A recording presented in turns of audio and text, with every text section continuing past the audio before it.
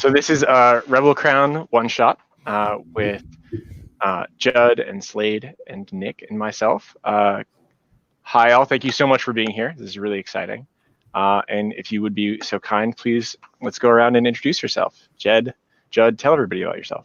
Hi, my name is Judd, and I'm a game designer and podcaster and gamer and librarian. I've got a podcast called Daydreaming About Dragons. If you put in the search term Daydreaming About Dragons, you will find the podcast, and also a surprising amount of people on Twitter who are actually daydreaming about dragons, which is, I think, great. And I wrote a setting book a long time ago called The Dictionary of Moo, which is still for sale. And that's about it for now. Yeah. How are you doing, Nicholas?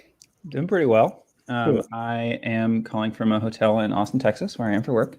I love tabletop games, both role-playing games and strategy games, and have done a small amount of indie game design and have helped Michael out with some of his projects, and I'm looking forward to playing with you guys. Your sunlight is much more impressive than the rest of ours, Nick. It's actually quite cloudy outside, but it looks great though. Yeah. Okay. Slade, tell us about yourself. I'm worried about doing that. I'm Slade, and I used to publish games under the name Scablands Press. The Indie Hack, I guess, is probably the most well-known. I've got a million things on the back burner, like I'm sure everybody here does. By day, I did editing for a long time, and now I'm a stay-at-home dad. So it's a lot. I'm so excited to be here. Honestly, this is my my social time treat. What are you going to do to us today, Michael? We're going to go through a session of Rebel Crown. It is a tabletop RPG, a forged in the dark game of feudal intrigue. One of you is going to be the Claimant, former heir to the throne who was betrayed by their own family and ousted from their path to power. And you've gathered two sworn allies, people who would put their lives on the line to support your claim. And you've returned from exile in order to take the crown that's rightfully yours. The setting of Rebel Crown is a place called the Aeonacht Empire. It is unshaky and unsteady peace between three neighboring kingdoms that live in constant fear of the unrestful dead. These wraiths that emerge from all people now when they die. And life has often become changed in response to that new factor. The warfare, open warfare, is unheard of. Small skirmishes between knights and small trained soldiers becomes much more important as a symbolic victory over holdings. And so even though you're few, your diplomacy and your might is going to make a big difference in your quest for the throne. The tone of this game is kind of a fantastical feudal fantasy. It can be forlorn as you suffer losses and make sacrifices. It can be somewhat meditative, and it can be exciting as an action game there you might make great victories against your enemies.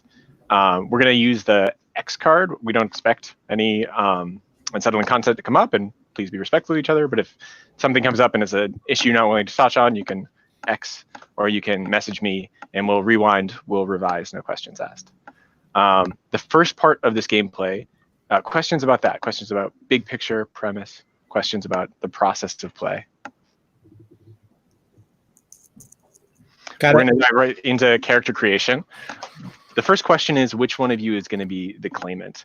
The Claimant is a unique role in this. It's a playbook that works unlike the other playbooks in the sense that this is your quest.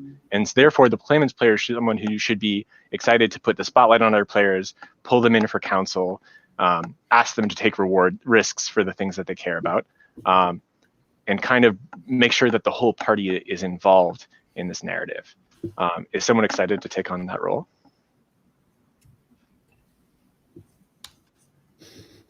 I'm happy to do it if nobody wants to, but I definitely don't. I definitely don't need to. You know, I feel like leadership. You know, sometimes people have leadership thrust upon them. You know.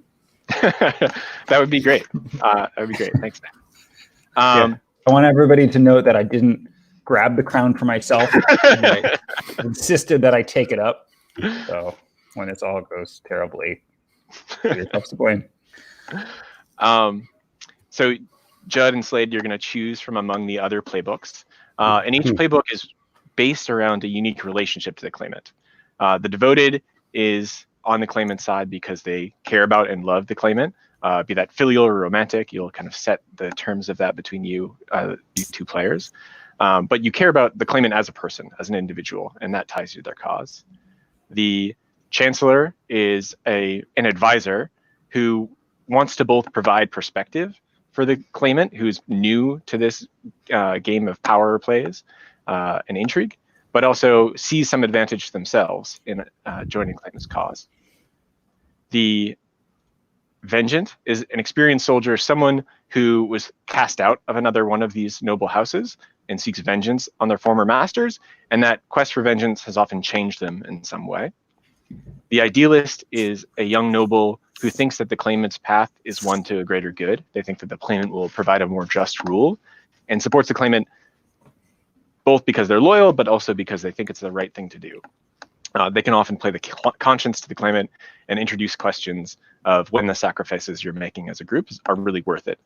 And the last is the outlaw. This is a criminal who's led a life outside of polite society for several years, who is rejoining the ranks of nobility or joining them for the first time, and has been pardoned by the claimant and sees this as a way to rejoin a life that they have been denied. So feel free to flip through those in the playbooks, or if you have the rule book open to take a look at descriptions and just call out one you're excited about. What are you thinking, Slade? I like all of them, but I think the devoted and the idealist and the vengeant are looking pretty exciting. Okay. Okay. Yeah, I feel like I'm somewhere between chancellor and outlaw. I'm not sure which I want. It seems like a devoted and a chancellor would be a good pair to have if you only have a small party. But I have no idea. That sounds great. If we're playing this fairly sort of gritty and serious, I think that's perfect. I when I read the idealist, I could only think of playing it really, I don't know, melodramatic, and maybe that's not the tone we're going for. Yeah, cool. I like the devoted. All right. So you can pull up your specific playbook in that list of sheets. And the first thing you're going to choose is your heritage, which is really your house. And each of the playbooks has a set list of options.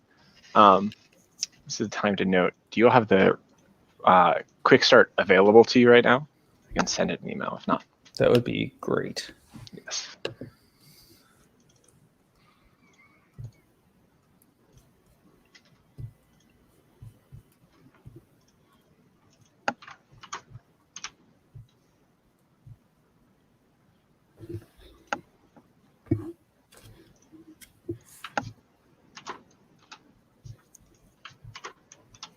Here we go. It's in the chat here, and I'm sending it an email too. Cool. Sweet.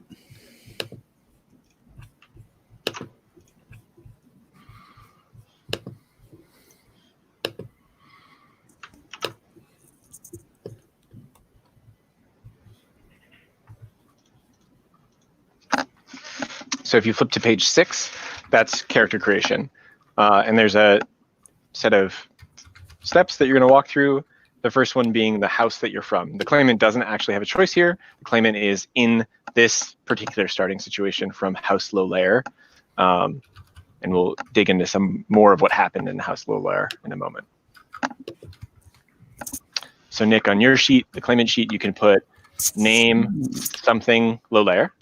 And then your sigil is your house sigil is an eagle, and something that you'll be choosing for your own characters is whether you wear your house's sigil unadorned or unaugmented, or if you have changed your house's sigil in some way to represent different ideology or a separation from them, or just you as an individual within that house. Okay. The options for the devoted are House Clarsack, who is a martial house. They run a band of mercenaries and are known fighters. House Riabon, who is a distant house. You would have traveled from a faraway land to join the claimant's cause, or to be lowborn, not from any house. You could be lowborn, a member of this kingdom, or from nearby lands. Cool. I like Rioban. I think I'll go with them. And the options for the chancellor are House Fide, who is a very influential house. They're close to the empress herself. House Diemer, who's a local house, very subtle, known for running a spy network here in this very kingdom, or to be lowborn yourself, a merchant or someone else who's come into some independent power and influence, despite not having a noble title. Cool. I think I'm going to be Diomar. Great. You each then have a background, some inciting incident or history that brought you into the life you're facing right now. For the claimant, you were either exiled for a crime, maybe one you committed, maybe on trumped up charges. You were a legitimized bastard, someone who was not unlegitimate in the eyes of House Stolar, but was granted full access to the rights of inheritance. Or there was a failed assassination attempt that you had to flee from the safety of your kingdom. So in the world of crowns being thrust upon people, I kind of like the idea of being a legitimized bastard who maybe didn't even know anything about my heritage until I was legitimized in an attempt by somebody else or a faction to sort of gain a claim on the throne. What do folks think about that? So in some sense, I'm sort of like have been kind of like taken on as a tool to try to regain power, or like maybe that is what happened originally. I don't necessarily know, and maybe I've come into it or something, but maybe I'm a little bit like in a world that I'm not that I didn't grow up in. Yeah, that sounds great. That's good. Yeah. That being the case, I'll be a knight who is a true believer. Your claim is the only legitimate claim. Great. Do you think that did you think you knew the claimant before this all happened? Or you kind of joined their cause after this moment that thrust them into the path to power?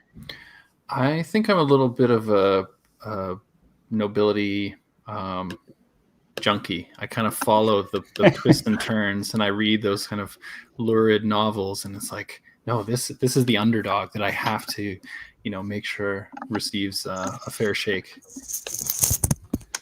That's great. I've come all the way across the kingdoms to make sure that this thing happens. And Judd, the background for the chancellor could be a courtier. I get a paper and pen so I can keep notes on things. Oh, great idea.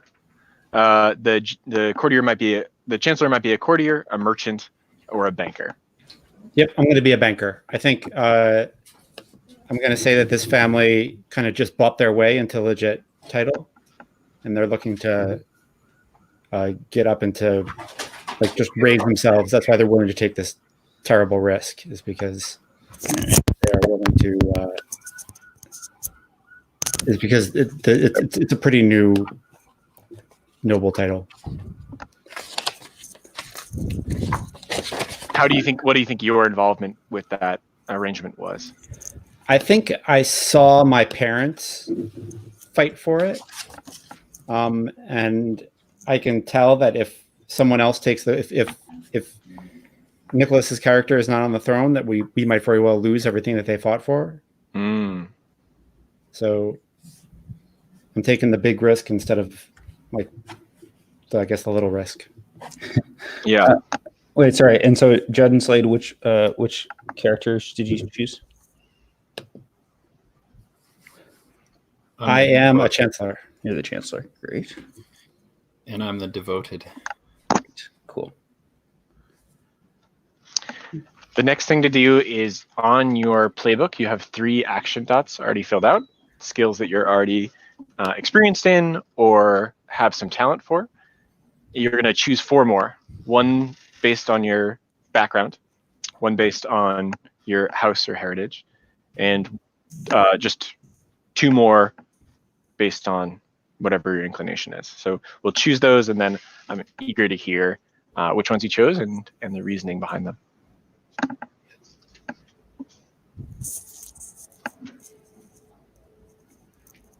Cool. So 1 due to our heritage and then another due to our background? Mm-hmm. Okay.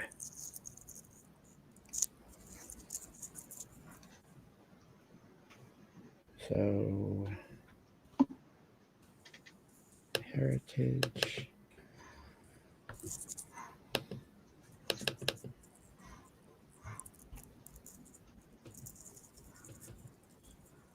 Background.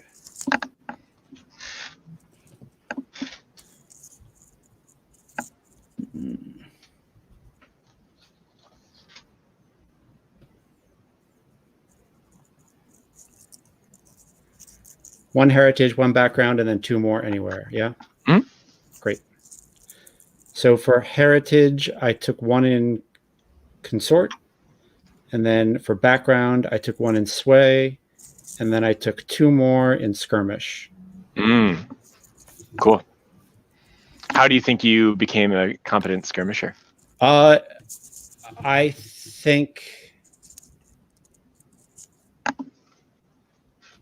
think we paid for it. I mean, I think we hired the best man at arms we could and trained the hell out. My parents trained the hell out of all of my siblings, knowing that we would be seen as outsiders and that we were going to be around people who have been professional soldiers for generations, and we needed to be able to prove ourselves. So yeah. So this is all formal training. Yeah. Do you think you've been in a scrap before? I don't think so. I think he's mostly been drilling in the courtyard.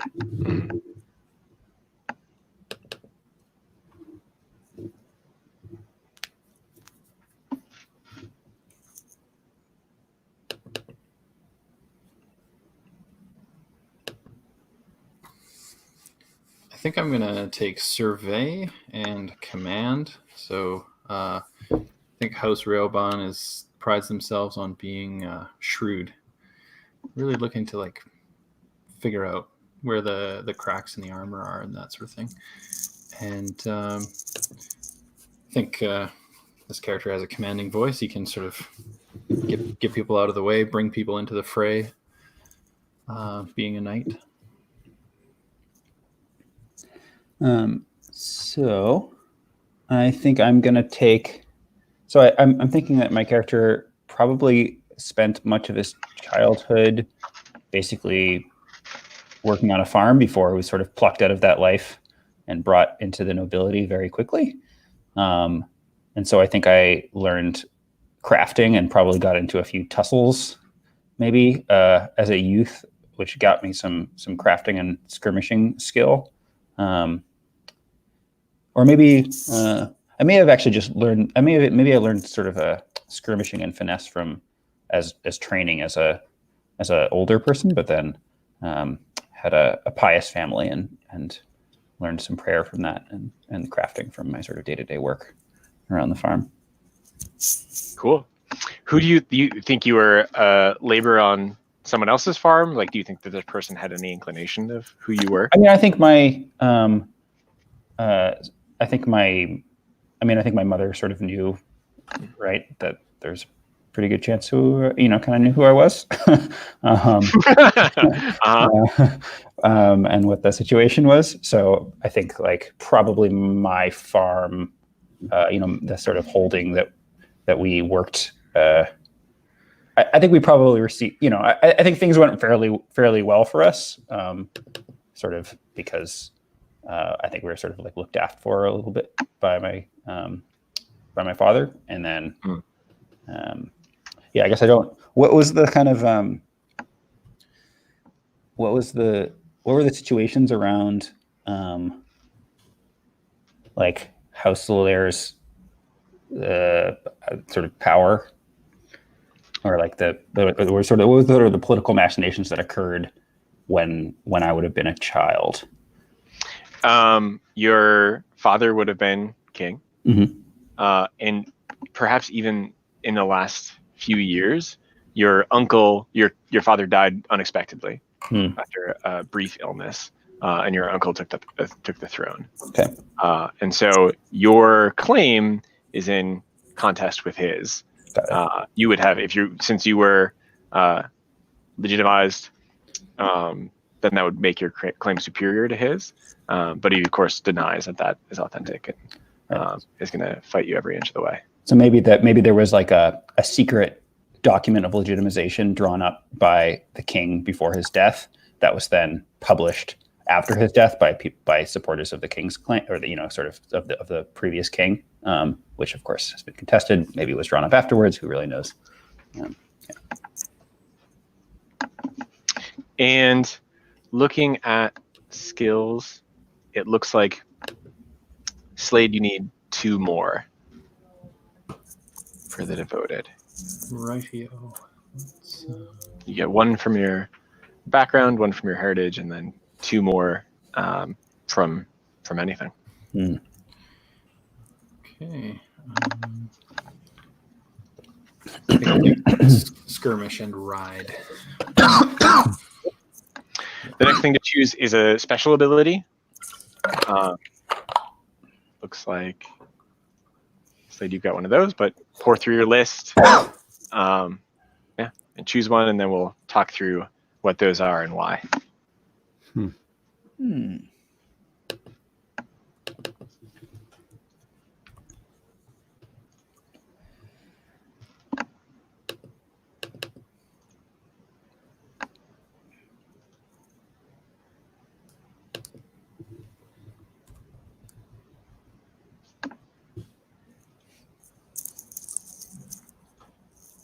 Slade, do you want to tell us about your special ability?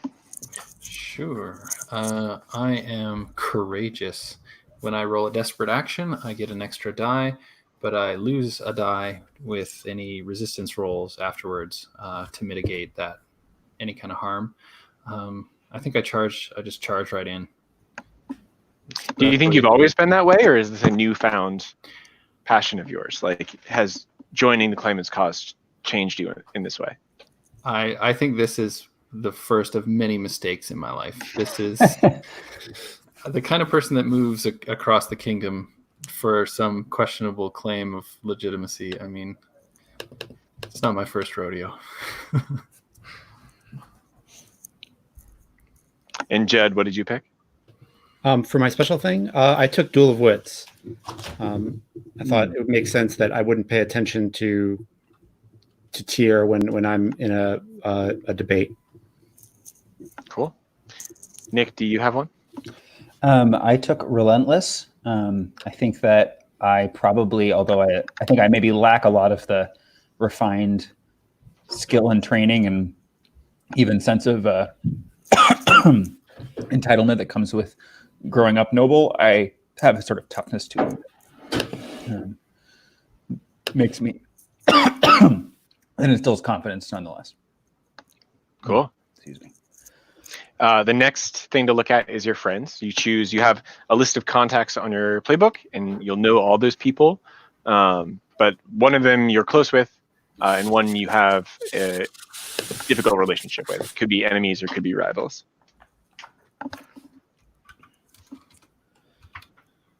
I keep opening my door because my cat's changing my mind if he wants to be in here or not. What will happen with cats? Yeah.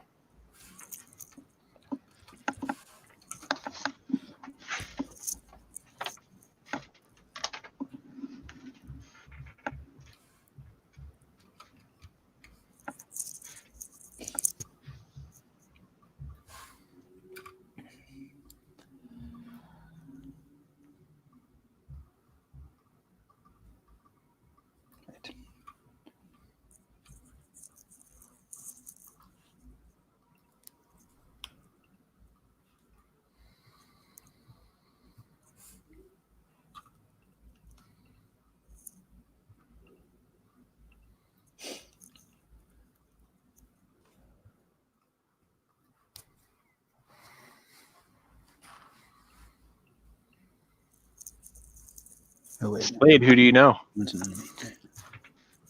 I am good friends with Kala, a local thug, and I am on the bad side of Eogan, a money lender. I think I still probably owe somebody for travel expenses. Oh, I think I'm Nice. or they put me up initially, and now I need to start paying my keep. So let's hope we get Nicholas's character on the throne here pretty quick. what about you, Judd?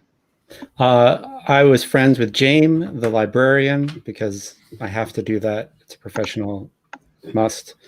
And then for rival, I have Sionag, a courtier, who I think is someone my parents knew, probably an older person in the court, who they got on their side at the end through like just a lot of bribery, and I still resent it. And he doesn't really like us, but he did it for money. But he was in my house a lot as growing up, and there's just a lot of complicated emotions there. What about our claimant? So I think I'm friends with Fergus, the owner of the tavern in the kind of village where I grew up. We just go way back. I trust him, trusts me. He's a bit of a father figure that I never really had.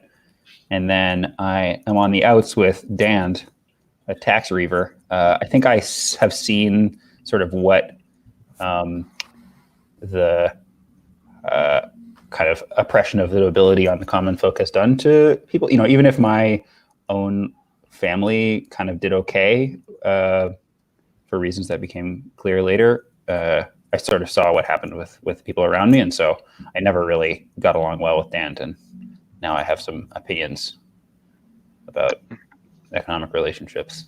Mm-hmm. Understandably so. Yeah. The next thing you're going to choose is your solace. This campaign is long and arduous. It's an uncertain quest, and you all accrue a huge amount of stress in the course of achieving your aims and avoiding consequences.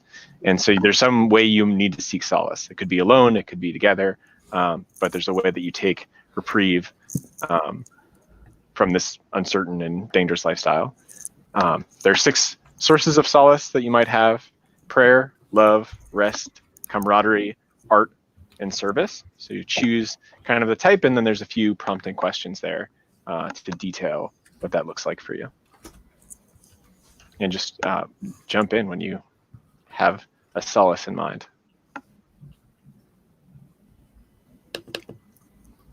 I'm selecting camaraderie. I think, some of my best times were amongst the people I grew up with, and I think that might be complicated by the fact that I'm sort of now pursuing a higher station. So we'll see how I'm able to pursue that if the people who I feel most comfortable with are have a sort of a different lot in life. But yeah. I also took camaraderie, which is cool. I think that might be a reason why I like this kid. And What's the name? yeah, and I think I see it as something I just have to do because I don't have a place at this. I don't feel like my family has a place here, so I feel like I've got to really reinforce it, while also not forgetting where we came from. So there's, I think, both sides of that, not wanting to forget and also wanting to carve a way for the next generation.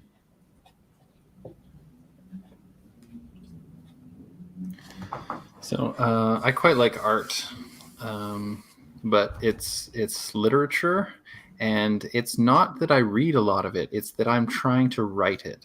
And if anyone's willing to take a look at my manuscript, it would be very much appreciated. But any honest feedback will absolutely crush my poor naive heart. Oh gosh. I won't let it show too much, but yeah, this is the type of romantic I am. I feel attacked. This character is very much autobiographical. Do you write about the kind of things that you're experiencing in your life now? The kind of like political stakes that you've thrown yourself into? Yeah, I think it's sort of part historian, part poet, part idealist even. Yeah. That's awesome. Do we know it, or do you hide it, or do you hide it poorly, and so we do know it? You don't think we do, or? Yeah, I hide it poorly. Oh, yeah, I'm just working on just the last few lines. Oh, you probably don't want to see it. Got it. Got it. But if you have some time. The next thing you're going to look at is your name, which you can choose freely if there's something that appeals to you. I put a list of a lot of the family names in the setting are drawn from Gaelic and broader related languages. And so there's a list in the chat if you want to pull one of those, or if you want to come up with one that you think fits. Your sigil, which could be, you could see in your listed with your house that you chose earlier, and you can append that or alter it as you see fit. And then your look, what people notice about you, and can be a kind of bigger picture of how you carry yourself.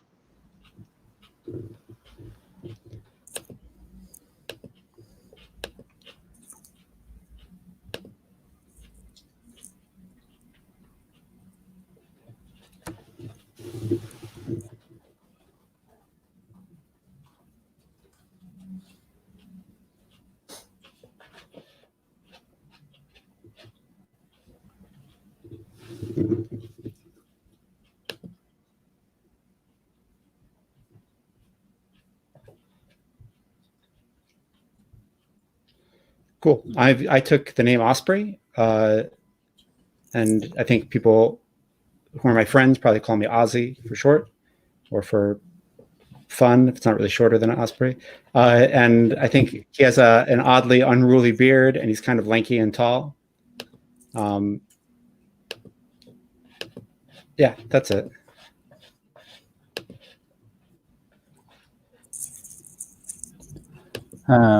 I am taking the name Maddock. I probably just grew up as Maddock, I don't know, farmer or Maddock, whatever the name of the little village I grew up in is. For my sigil, I've taken the Lolaire eagle and had the eagle grasping a sheaf of wheat in one claw or one talon and a sickle in the other, to sort of for my farming heritage. And I think I am sort of stocky with sort of brownish hair and green eyes, and have a sort of, I don't necessarily hold myself like a noble. I have maybe a bit of a bewildered look in my eyes much of the time.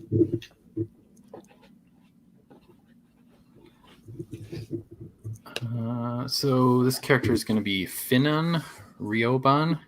I'm thinking fairly young, athletic, but maybe on the thin side, constantly moody, a sort of wisp of a blonde mustache, and a kind of like an adolescent masculinity. Just quite insecure, but very much looking up to the other two characters for how to act.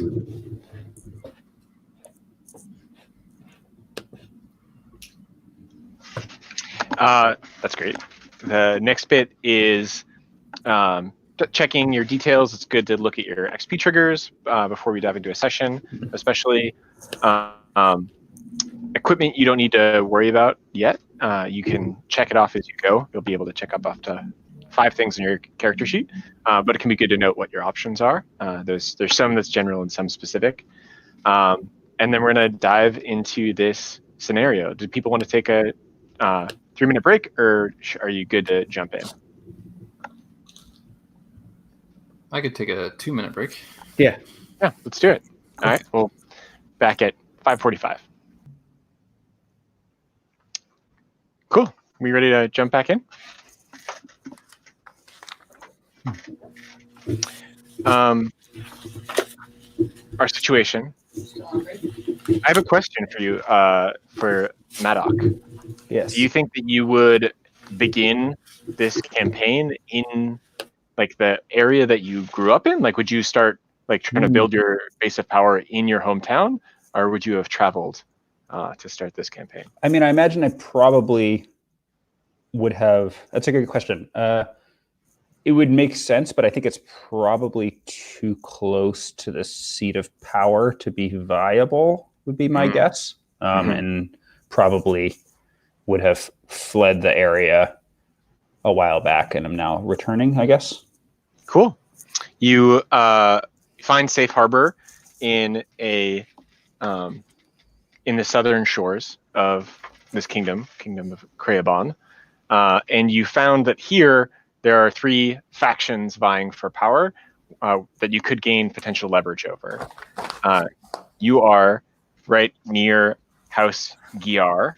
House Giar has a sigil of a white hare, and they this is the family that your uncle, also named Maddox Lolaire, common family name that became apparent after you realized your lineage. House Giar has married into House Lolaire. This is the new queen's house, and they're on a rapid ascent to power. They run a small village here named Avens, and you have heard rumors that Lady Giar here is fabricating claims on local provinces. She's trying to take the nearby town that's more lucrative because of their exposure to foreign markets and claim it as her own. That town is currently owned by House Segane.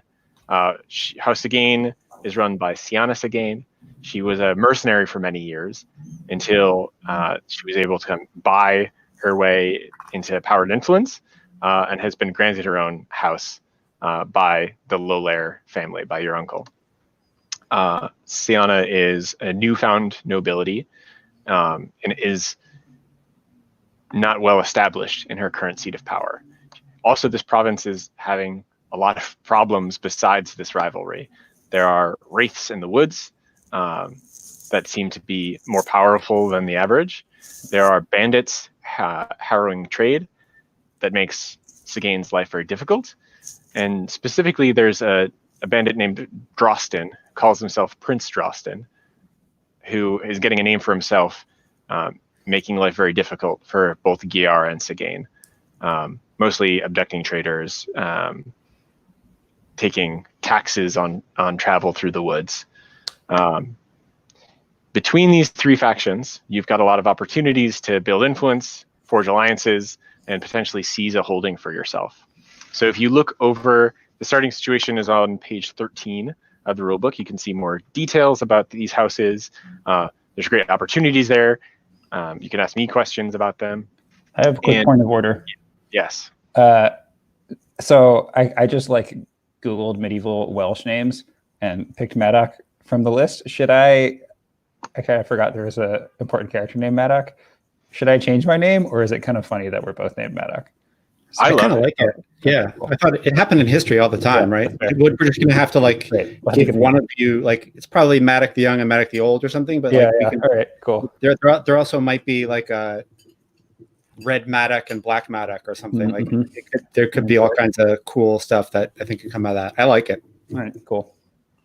And I feel like you suggested that there were several things in your life that suddenly made sense when you realized who you were. And this could be one more example of that. You're oh yeah, of course. It's not a very common name in this kingdom. All right. Cool. And especially for a farmer. I like that a lot. Okay. So you have these factions at war.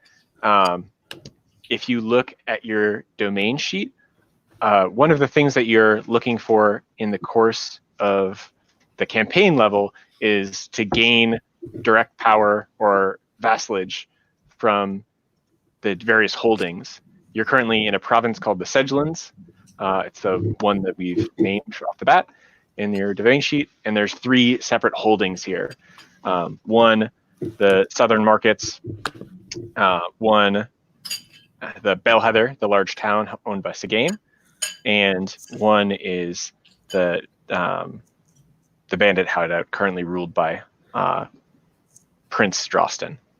So I think maybe you can, the first phase that we drop into in Rebel Crown is recon. And you can here take action to find opportunities, to set up possible actions, strategize among yourselves, and try to choose a course of action. There's definitely no like a quest giver who's going to nudge you in one direction or another. You've got these unshaky, unstable powers here, and you're finding your own point of leverage and seeing how to forge opportunities. If you're curious about the kind of things that might happen when you kind of like jump, when we say, okay, we know we have a direction, we've got enough to jump into a sortie. The sortie objectives are in the rules. There's like set things you could do. You could try to gain status with a group. You could try to interrupt their own power. You could offer your mercenary services, or you could go after a holding directly. So what are the southern markets again? The southern markets, there's a nearby country, a smaller kingdom known as Ilenius, that does a lot of trade with Crayon. And so the southern markets is kind of under the indirect control through taxation of House Tagain. And they're a source of money for her, but they're also struggling somewhat under the influence of the bandits. Well, I think I would like to go to my advisors and ask them what they think. You know, I'm not very knowledgeable in the ways of strategy or politics. How would you begin to build support?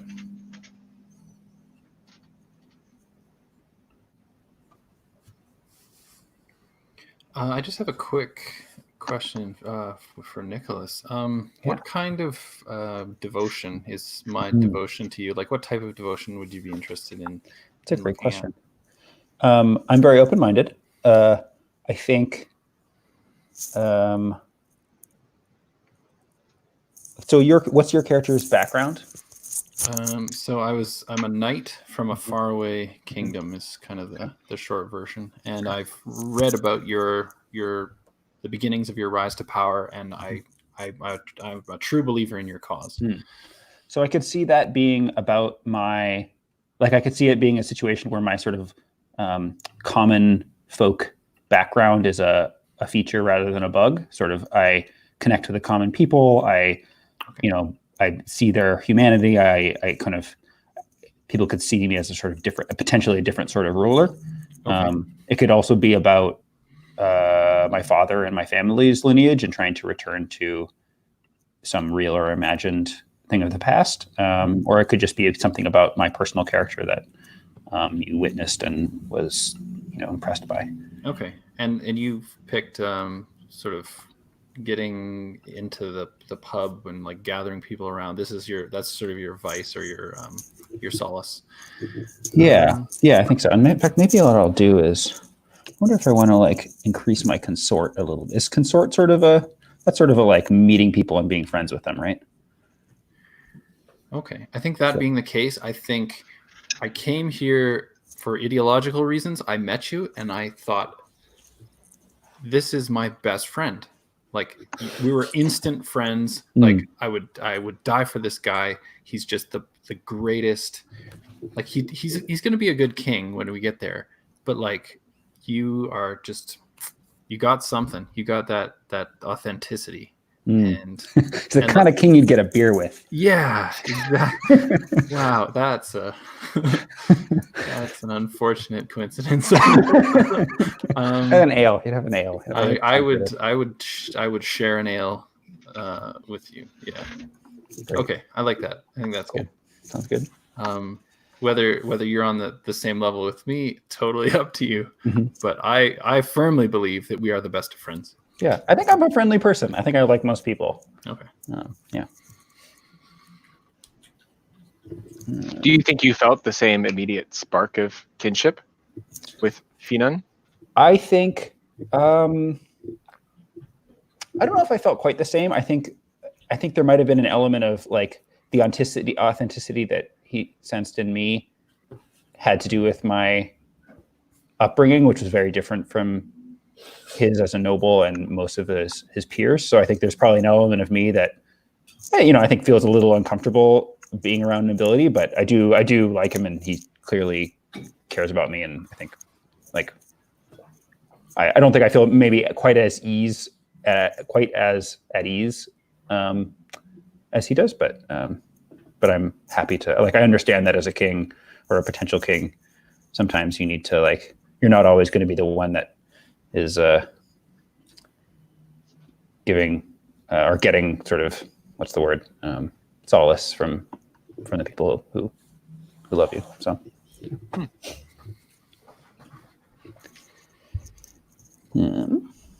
okay, let me think here.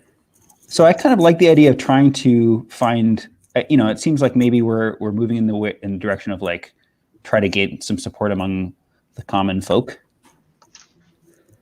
What feels like the right, of the three locations, what feels like the most likely kind of direction to go in? Or do we just sort of start asking around about what's going on, or just looking it over? So I think Osprey says this in character. I don't see what we have to offer House Guerre. They've got a one generation ride to the throne. If Bad Matic takes it. So we're doing Bad Matic and Good Matic. Bad Matic and Young Matic. Matic the True. Matic the True, cool. And True Matic the Ancient. Yeah. So, definitely not calling him Baddick, because that's just. But yeah, I just don't see what we have to offer them. Whereas, I don't know. I want to see if we can. Is there a way to broker some kind of peace with Sigane and the bandits, and stick it to them, and try to make a go of it here? Okay. Well, maybe we should try to gain some information about these bandits and sort of who they are, what motivates them, that sort of thing. Sounds good. Yeah, sounds great. Let's see here. Does somebody want to? So yeah, how does gathering information work? During the recon phase, you can take actions to try to gather information about a target. You kind of describe what's your approach, like leading just with the fiction. How do you think, if this was something you wanted to know more about, how do you think young Matic would pursue this, or Matic the True? And then when we get to an uncertain situation, it seems like there's really something valuable that you might get. They wouldn't give right away, that there's some risk for them, or there's some risk in the way that you're pursuing your leads. Then we'll run right into a roll. And then as soon as we have a clear point of entry for a sortie, then we'll jump into the sortie, and we'll kind of zoom in the action on this, the resolution of, are you going to get this thing that you want? Are you going to gain status? Are you going to successfully complete a mercenary contract? Are you going to claim a holding or make a vassal of your own? All right. So gathering information, there's kind of, if you look at the bottom of your sheet, there's a couple of questions you might think about asking or leading with about another faction. What do they intend to do? What might I suspect about this situation? What's the danger here? How can I find X? What's really going on? Or try to find a detailer for a specific plan, like assault or deception or uprising. Yeah. Cool. And the stuff that's on the situation sheet, like the description stuff, is that just common knowledge? Yeah, I mean, this is not a new campaign to you. Right. So this is like the result of your information gathering so far. This is your handle on the situation as it stands. Yeah. But probably most people would know this. Not everyone's saying out loud what Lady Guiar's ambition is here, right. But you found it out, and you have that piece of intelligence. Got it. Okay. Yeah, I feel like there's a really obvious leverage point of really pointing the bandits at Guerre's son as a hostage. I think there could be a really good payday there, just in politically, if we could get the Queen's family having to do something that we say that could make it really easy to get to your uncle later. Yeah, that makes sense. All right. I mean, what if we tried to? So, I mean, my relatively limited experience with bandits suggests that nobody really comes from a long line of bandits. Like bandits usually have had other lives and before they kind of fell into banditry. So, I'm wondering if we can try to figure out who these bandits are and who that's they a great idea. know in town, and maybe see if we can get access to them that way. Cool. That sounds awesome. Do we want to like kind of go to the local tavern or something and sort of, I guess how known are we? Like, can we kind of wander around at our leisure, or is there? If you were in the province, the House Maddock, that House Lolaire is ruling in, and you had members of your family and people who had served your uncle walking around, it would be very dangerous for you. Here, you're far enough away. You're kind of almost at the opposite corner of the kingdom, and so with a little bit of effort, you can go unnoticed in town. But if you stood on a table and proclaimed who you were, people would believe it, and someone with the room might act on it. Got it. Cool.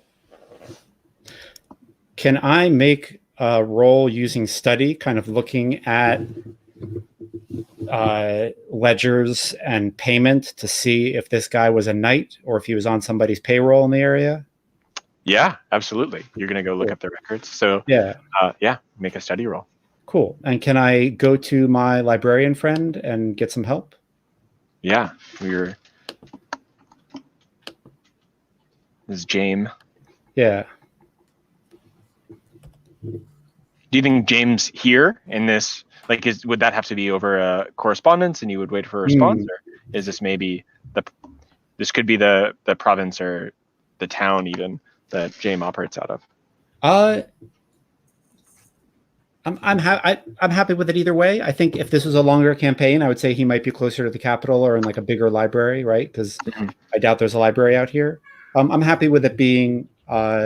That's a good question. Is there like a kind of a flashback mechanic where we can say, "Hey, I've been writing letters with James for a couple of months now, and this has come up." Yeah, that's a great no stress flashback. Cool. Very plausible. You could have set that up, and awesome. Very little risk. Cool. Good to know. So 3d6. Is that what I'm rolling? Because you have a 2 for study and 1 from James. Yep. Mm-hmm. Cool. So I put a 3 on the 3d6, and then I hit submit. I think it's. Oh yeah! Look at that. Oh wow. Cool. There we are. That didn't go great. Highest is a 4. I don't think that's a miss. Is that like a? No, that's a mix. So a 1 to 3 would be failed. Worst situation. Okay. Hard consequence. A 4 or a 5 is going to be you're going to get some intelligence, but I'm just going to start a clock actually as a consequence.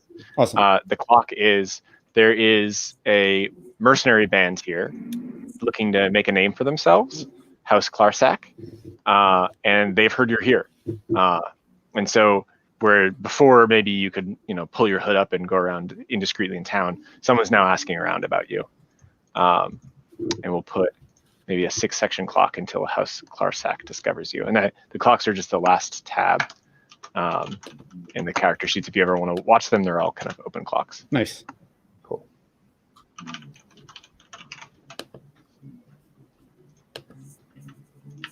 And you do have the opportunity to, I'm going to tick that center position. I'm going to tick that twice. And you have the opportunity to resist that if that's, if you have a way that you might interfere with their intelligence.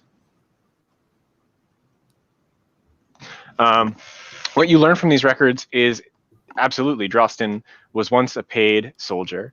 When Maddock Lolaire, Maddock the Ancient, was securing his power, he knew that he needed a certain number of the other nobles on his side. And House Stegane's newfound lands didn't come from nowhere. There was another house here, like, you know, the lost to the current conversation, but you can find their name in the records. And Drosten was used to help depose them. And as soon as they were no longer useful, many soldiers, Maddox disbanded a lot of his mercenary armies, or even just cut their pay until they walked off. And so Drosten was a professional soldier who had lost the source of revenue, and had enough discontents in town, either among those formerly employed by House Lair or those that they had once fought, who had lost their land and source of revenue, that were willing to kind of arm up and take to the woods and join this cause. Nice.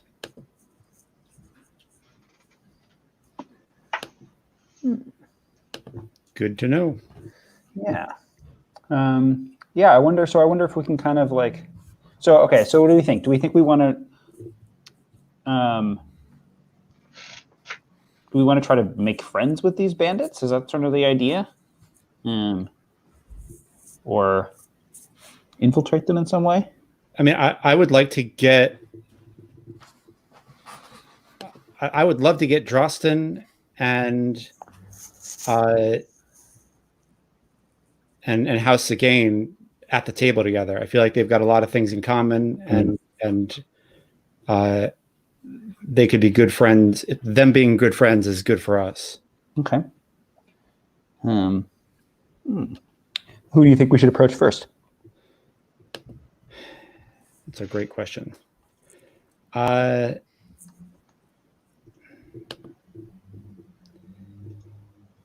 do you think, Feenan? I think House Gain is probably going to listen to us. I think they hide their secret well, and another group with similar background, maybe they'll be sympathetic to our cause. Cool.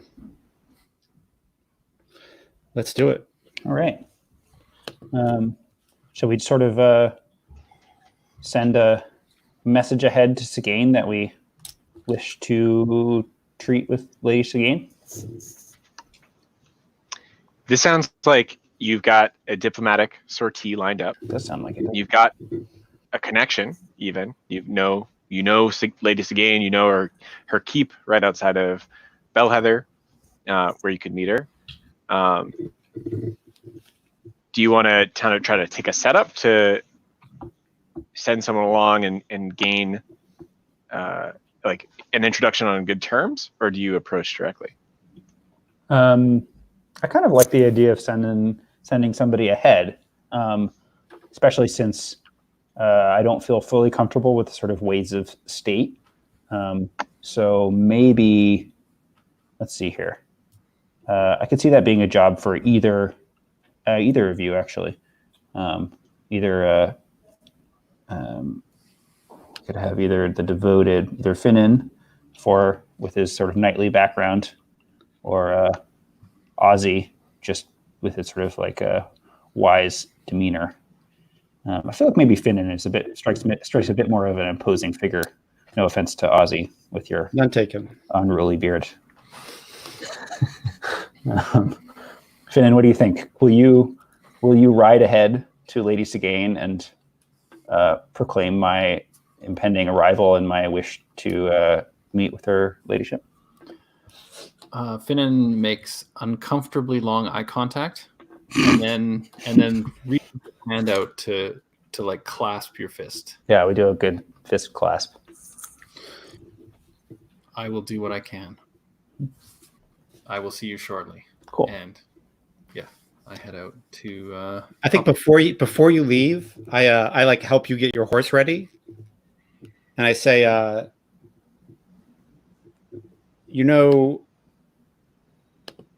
the Sagane family has an unmarried daughter.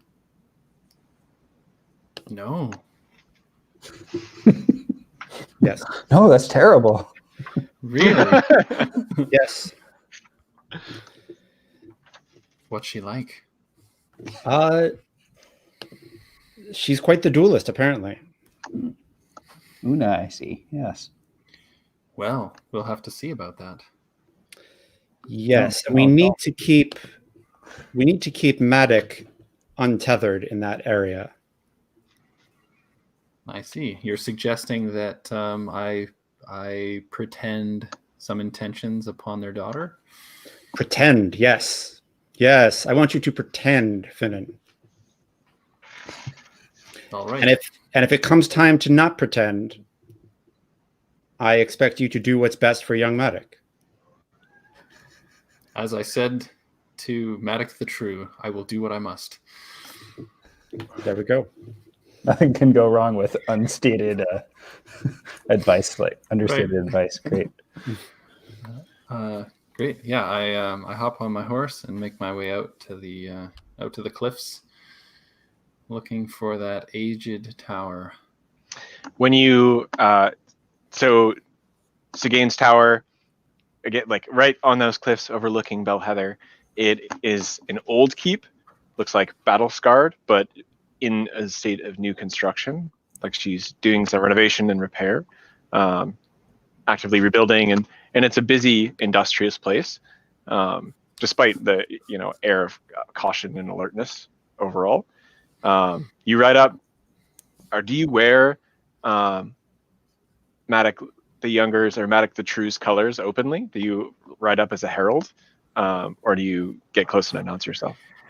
I think my sort of colors are for my House Riovan, which it's obscure enough that people will be curious. That's my only hope. And yeah, not get executed at the front gate.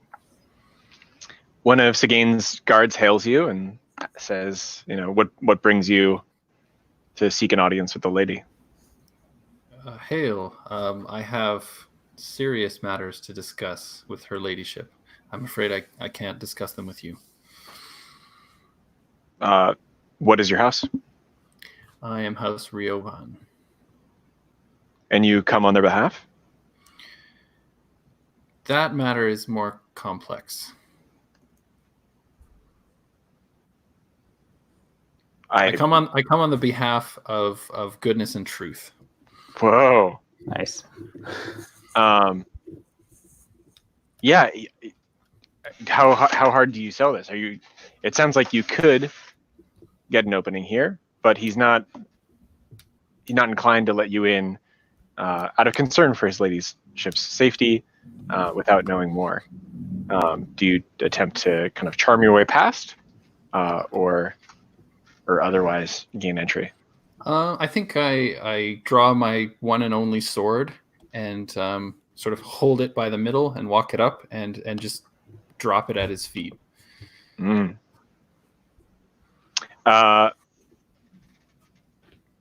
It sounds like something you could resolve. Like you're in a good situation.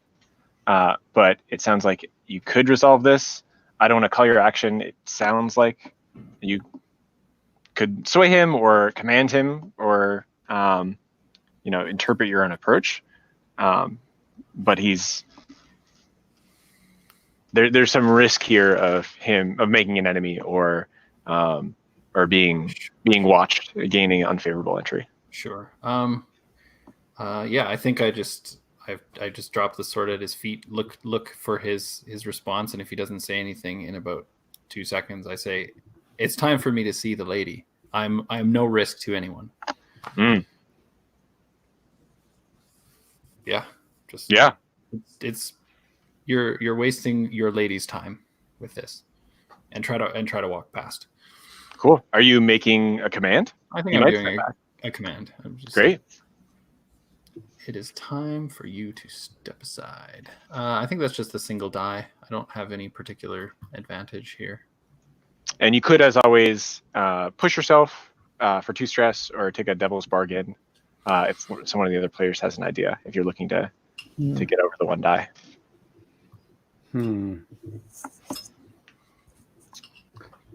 Could there be some sort of devil's bargain around your house, like, staking your house's name or having them send some sort of message to the rest of your family or something like that, or asking you to swear by your house that that you speak truth or something like that? Yeah, I I like that a lot. I think I get a chastising letter in the mail like a week from now about whatever happens today. That's great. I'm going to start a 4-segment clock called Rehoboam's Ire. Yes, please.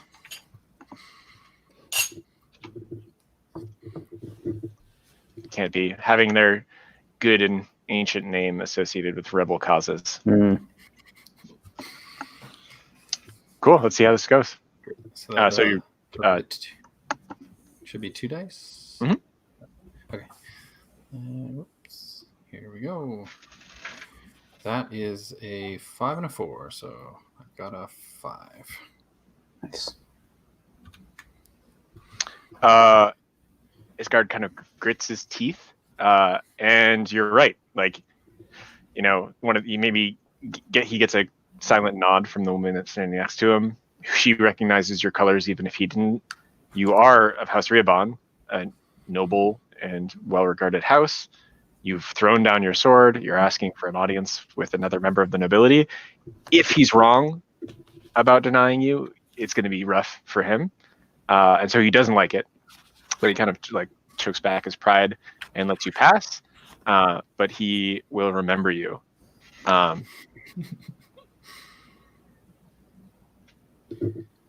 Nice. And his name is Reynald. If I die by Reynald's hand. Already running into problems with bureaucracy. Yeah. That sounds like you've got a social connection. You've got an in. We have enough information to make an engagement roll for your diplomatic score. Let me pull up my engagement roll.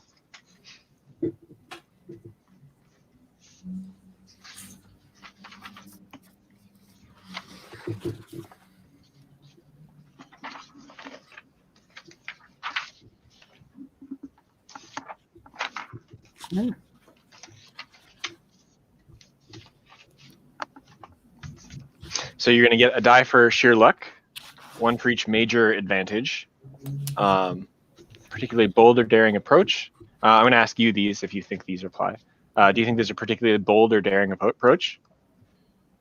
What I'm going to propose is pretty bold and daring. I would say yes. Okay. You have definitely gotten help from friends and contacts. Sorry, quick point of order. Is this the engagement roll for our diplomatic sortie? Cool. Great. Thank you. You gotten help from friends and contacts. Are you hitting the target where they're weakest? I don't think so. This is pretty scattershot. Right in the ear. Are you following up on preparations or leverage? I'm Is not that, sure. is that sort of what this is?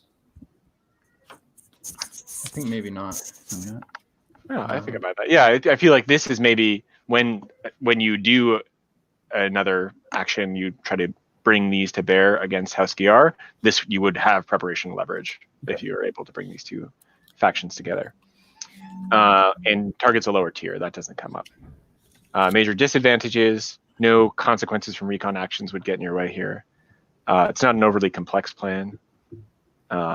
No direct interference from rivals. Target is a higher tier, so 1 disadvantage. So does someone roll 2d6 for this? Your engagement roll? Nicholas, wanna you go ahead, gotta Slade? do it. All right. I'll do it. You're the one who's... 2 dice, submit. Wait, I'm so confused. Sorry. Oh, I did it the wrong side. Okay, never mind. Everything's fine. Oh, yeah, I rolled a 4 on my D8. You can hit clear, yeah. Clear. Let's just do that. Okay, sorry. How do I do this? Sorry. Oh, here's clear. All right, cool. Clear all dice from the room. Doing it. All right. D6. 2d6. Submit. All right. Anything about Cool. that? A good result. You're in a controlled position when the action starts. I think what that means is Lady Sigane is happy to see you. Sorry, one quick. Are we still on Finnan alone at the castle, or have the rest of us arrived? I think it makes sense to jump to the formal meeting. Like as soon as he's got that connection, you can like abstract out some of the deeper conversation, and you've got the meeting set. That's a good question. Sounds good. And she's happy to let you into her hall. She says, Maddox Lelaire, do you have a title to distinguish yourself from your esteemed uncle? I, as you may know, was not raised with the advantages of a noble upbringing, but my companions and those who support my claim have been calling me the True. She like smiles at this, and you see where she's like lost a couple teeth in brawls. And she says, I admire that you've pulled yourself up this far, at least. I admire that you've kept yourself up this long, at least. Unsteady as it's been. You're a dangerous person to meet with, Maddox the True. I recognize that, and I appreciate you taking the risk. I'd like to hear your offer. You know our lands are troubled. What balm do you come here bringing? I do know that. My understanding is that the region has been beset by bandits of late. I have come to believe, I've grown up believing that no man or woman will choose, or very few men or women would choose a life of banditry if given the opportunity to make their living nobly. And further, I believe that you and those who have been forced into this life of banditry could potentially make common cause if one, such as myself, could broker some sort of agreement. She like sees where you're getting with this. She ushers you down. Her hall is simple, by the way, as we like zoom out a little bit. Her hall is not very well adorned. It's nice and warm, and there's like clean rushes on the floor. But there's not the like tapestries maybe that you've seen in other halls, Finnan. And not the more, I think maybe Ozzy, you're more used to being around people who have to show their esteem among their peers. They have to like show their influence more obviously. So I have a question. I have on my items I have a fine gift. Could I have a tapestry that actually is denoting one of the battles that she was in? Whoa, yeah, that's wild. Cool. Yeah, that would get you a warm smile. Yeah. Tell me your name, sir. We've not had the honor. I am one of King Maddox the True's humble servants. I am Osprey of, forgot my own name. Osprey of House Diomer. House Diomer, yeah. I know your home. I had not known that you could be so kind and considerate. I have heard that you have other reputations, though having dire reputations can be useful. Indeed. I'm glad you appreciate that. Welcome to my hall, and she offers you bread and watered ale, and asks that you partake of her hospitality. I'm going to start a clock. She is not excited about this idea, or not. She doesn't engage in the topic directly, but convince again.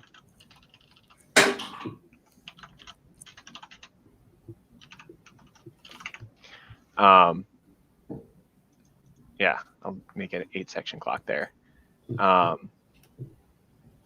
And she says,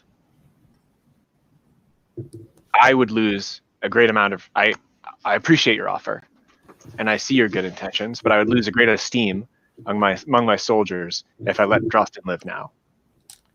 The thing I need is a symbol of peace, and his head would be a phenomenal symbol.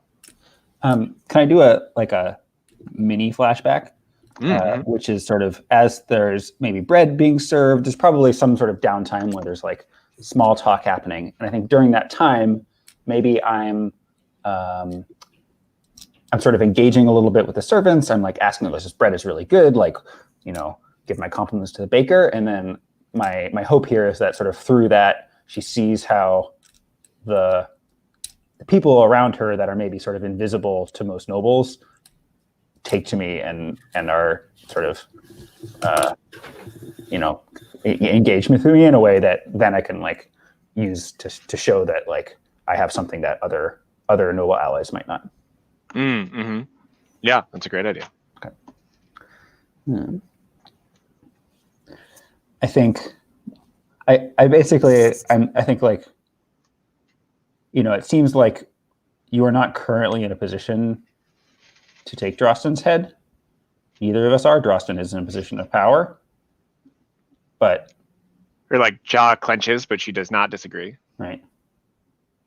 But if we were to make common cause with them, then some form of trial, or I feel like from a position of greater power, maybe we could, like the reality of peace might be more important than the symbol of it, I guess is what I'm trying to say. Mm. If Drosten's bandits were no longer harrying your countryside, people might It sounds not like you're climb trying into to it. sway her to your point of view. Yeah, that's probably about right. I mean, I don't know. Does anybody want to chime in with sort of more precise observations about the state of the local political economic climate? Yeah, I think I chime in and say, and you know that when I disagree with you in public, I am offering you the ability to show everyone around you how you disagree and how you take different ideas. We like, I think that we could even have a flashback where you're saying like, I think this is what I'm going to say to her. I say, good, that will give me an opportunity to say something different. And she can see how you deal with differences of opinion at your council. She's led military engagements. She knows how difficult that can be. It'll be good for her to see how Matic the True operates his council. And I say, all respect to the king, I disagree that Drosten is in safety or that he's really the problem at hand here. Drosten is in a position where he's not yet dead. The real problem here is House Gear. It is common knowledge amongst our information networks that she has her eye on Sagain lands. The real struggle here is between ancient dynastic powers that have allowed wraiths to sprout up in the woods and fresh eyes that can bring new blood to the throne and fresh ideas. We can utilize Drosten as a tool to make that happen. And that's what we're looking for. Osprey, your understanding of larger affairs of the world is something I deeply respect, and I sometimes can be overly concerned with the well-being of the common folk to the detriment of strategic maneuvers. So thank you for bringing up that point. I think there are two ways you could resolve this in terms of what you achieve against Lady Sagain. You could call this coordinating a group action as you're kind of like orchestrating the conversation between the two of you, or it could be easily a role from Matic with assistance from Osprey. But either way, you're in a controlled position, and I think great effect between the gift and kind of how you've held yourself among her people. I think she likes you, and you're making a strong case. Cool. Yeah, I think Ozzy's point about the real enemy of House Giar leads well into, if we can sort of co-opt the bandits, then rather than it being sort of a war of all against all, we now have a sort of 2 against 1 situation. Which, strong position. Cool. I'm more than willing to help Matic, and then maybe Finn, if we need to, Finn can come in and finish it up. Finan's brewing something. Cool. Yeah, I think it's good setup for a roll now. Yeah. All right, let's do it. So what sort of role would be appropriate here? You can tell me your approach. Okay. It seems to me like a sway Mhm. with a bonus die from the help you're getting from Osprey. Okay. And control position, so kind of low risk for consequences, and great effect. Okay. And then if I have no, how does it? So if you have no dice, you roll 2 and take the lowest, right? Yep. But you So- would be rolling 1 because you have help, unless you want to push yourself, or you can think of a devil's bargain you want to throw into the situation here. Does anybody have any good devil's bargain ideas? And remind me how pushing works again. You mark 2 stress, and you take another die. That seems reasonable. Seems like an important first maneuver in my hopefully meteoric rise to the throne. So yeah, I think I'll push myself. Cool. What does pushing yourself while swaying look like?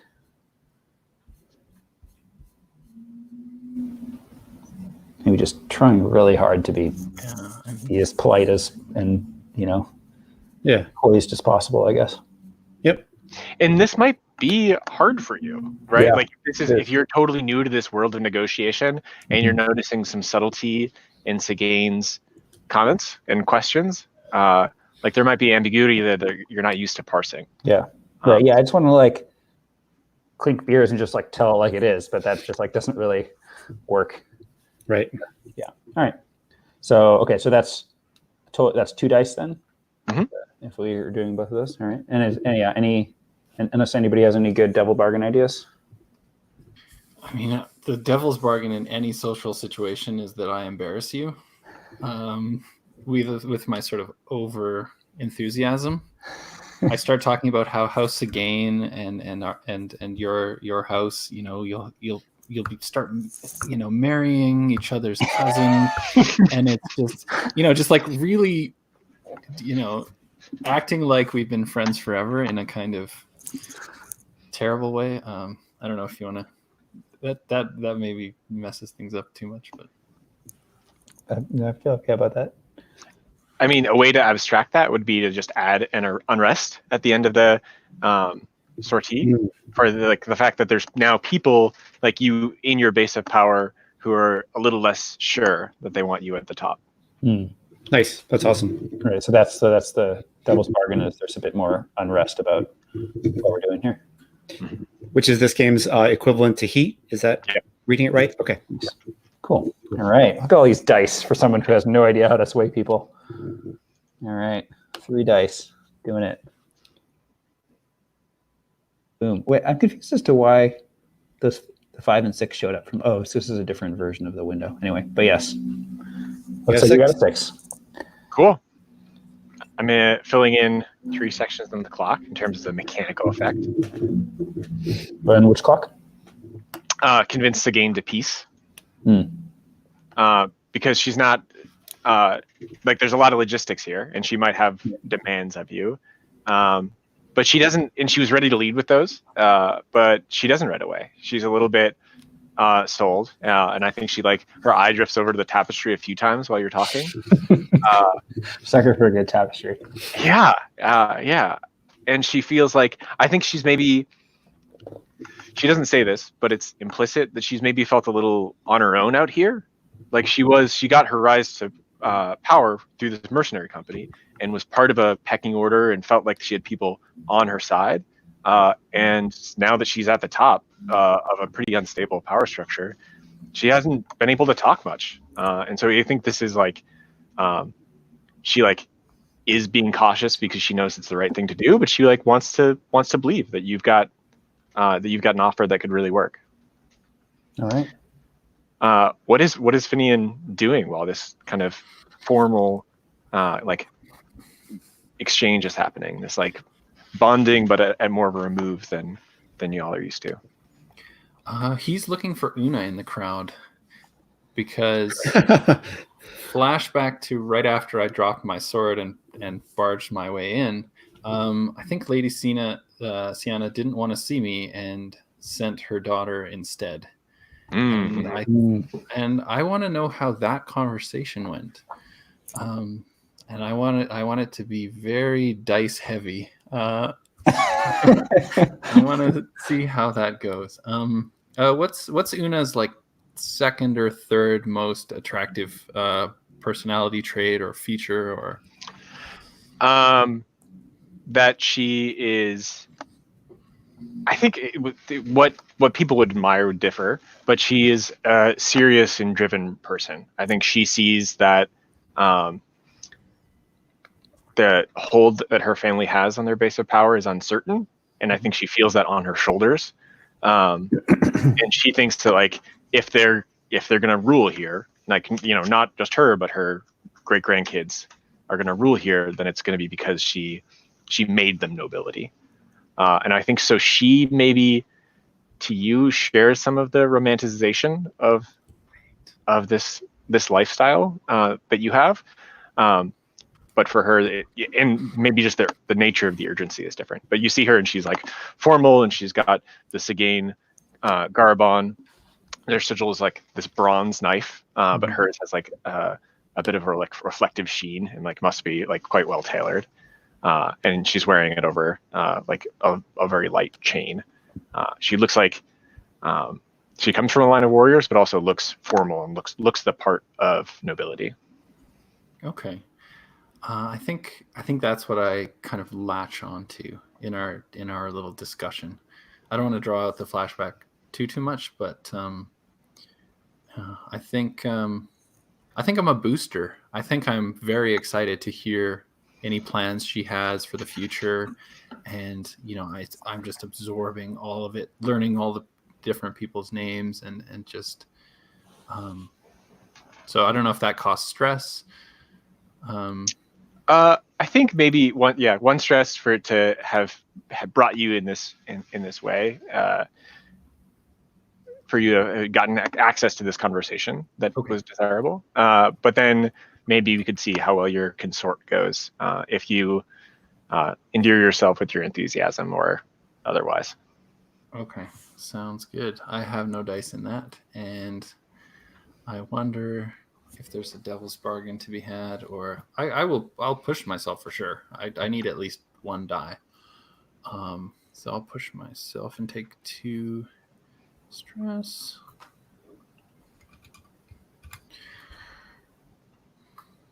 And yeah, it's this naive enthusiasm for like, people who I like, who are ambitious. Let's build this kingdom. Let's defend it from outside threats. Yeah. Mm-hmm. Yeah. Okay. And then what's your opinion on the new tax policy? Such a policy. I think it's necessary. Well, small taxes are. That was a 3. Oh man! I'm very pleased with that result. Yeah. I think that she has met so many of these people who think that they're just like temporarily embarrassed princes and princesses, who are just like one step away from being on the seat of power themselves, and she like puts you in that box quite quickly. And thinks that like everybody has these dreams of powers, but hers are real, maybe in a way that she doesn't see in yours. Right. And she's any ambitions that you have to work your way into the good graces of House Sigane, you got an uphill battle in proving that you're serious. I think she buys that you've got the passion, but she doesn't see anything behind it. What does she say? Like, I need like a couple of words that I'm going to be repeating in my head this entire night. Like, how does she kind of crush me a little bit? I think she gives you a compliment. Like as she's ushering you out of the room, she says, "Well, thank you. You were very gracious, like a knight out of a fairy tale." But there's like a slightly cutting line underneath that, like not a real knight. Right. Thank you. I appreciate that. Yes. Okay. I'm just a fairy tale. I'm just a troll under the bridge to her. Okay. Yeah. No, I'm suitably saddened, and I'm looking for her because I want to redeem myself, and I don't know if that's going to work. But I'm cool to cut to other conversations. I think in order to like maybe make herself deal with this a bit more seriously, Lady Sigane brings in Moira, who is her own kind of chancellor, who's done a lot of this like kind of hard work of taxation and the like formal trappings of power that are new to her. And Moira's much more of a tough sell on any, not even just like changing strategy, but on revealing the strategy. Like she comes in and she says, Lady Sigane, of course, has many interests and ambitions here in the province, and we're not at liberty to discuss those in an informal setting such as this. And so where you have some momentum with Lady Sigane, she kind of cools a bit now, and is not certain that she should make this happen. Can I suggest that our respective chancellors retreat to a private setting to discuss, it's a saying amongst the common folk, brass tacks. Bronze tacks. Tax is the point. Iron tax. There will be discomfort. It will be pointy. I get it. In private, Moira makes clear to you, she says, Lord Diamar, very formal, it's important that you know Lady Sigane has ambitions to rule this entire province herself. We have a firm hold, which is not totally true, a firm hold on these two holdings here in Belheather and on the southern markets, but the whole province could be ours, implicitly talking about Gyar's interests here. And I need to know that the Lord Maddock the True is going to see to those ambitions and is going to support us, not just in fair weather, but when the blades come out. Cool. Does Lady Moira have a house? I think she's lowborn. Yeah, I think cool. She would say not lady. Thank you. Just Moira is fine. And she's, she holds herself well, but she doesn't deign to the trappings of having a title or house. Right. Moira, I know you can't believe what you're saying because it's just patently untrue. I know you don't think that House Gehr is going to forget to call on Maddock the Ancient's resources when Cigar comes knocking on their door. It is... They're a problem, and they're a problem that we have to overcome together. They're a problem for us because of their ties with Maddox the True's usurper uncle. So it's our cards are on the table here.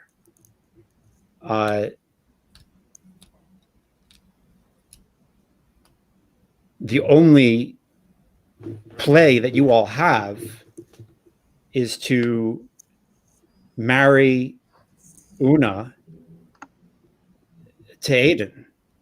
And I'm sure you've done the homework on that, and you know that Aiden is a short-tempered fop of a man who would give Una not a moment of peace. It's a bad match, and the houses are a bad match. They've got to be looking at the king's family and tying themselves even more to the throne and to the capital. So I don't even know how that deal could happen at this point. It's true. It's true that there would be inconveniences, in binding our house to House Gyar. But our alternatives are scant here in the southern provinces. Your traditional, on paper, in ledgers, choices are scant. But luckily, we live in the real world. And you have the honor of being the chancellor of a very pragmatic lord who has been in the trenches and knows that what's on paper is not necessarily what's out in the field. Let us make peace with this bandit and your lady, and we will broker and push them in the right direction so that they are no longer a thorn in your side. They can be a thorn in Gier's side. Maybe we even... Let's not get ahead of ourselves. That's the direction I want to push this in. And by doing that, you will tether yourself to Madoc the True. And for very little risk on your part, you get to have a courtier in the throne room. Mm-hmm. I think whatever your attack is for a role here, you're in a great position. Because you're right. Like, I think she doesn't reveal this, but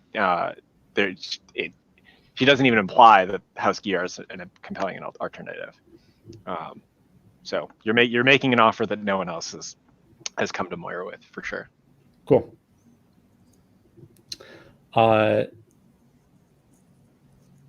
Awesome. So I think it is. I think I'm swaying. And a devil's bargain. How much stress was it to help? I forgot about that. Oh, one stress. It's one. Cool. Cool. I got that in. I'm gonna push myself. So is that two or?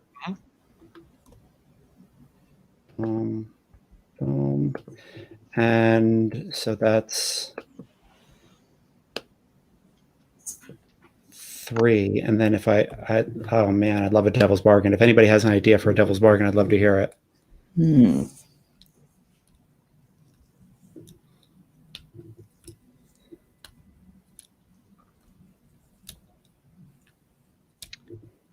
I've got an idea, but yeah, happy day.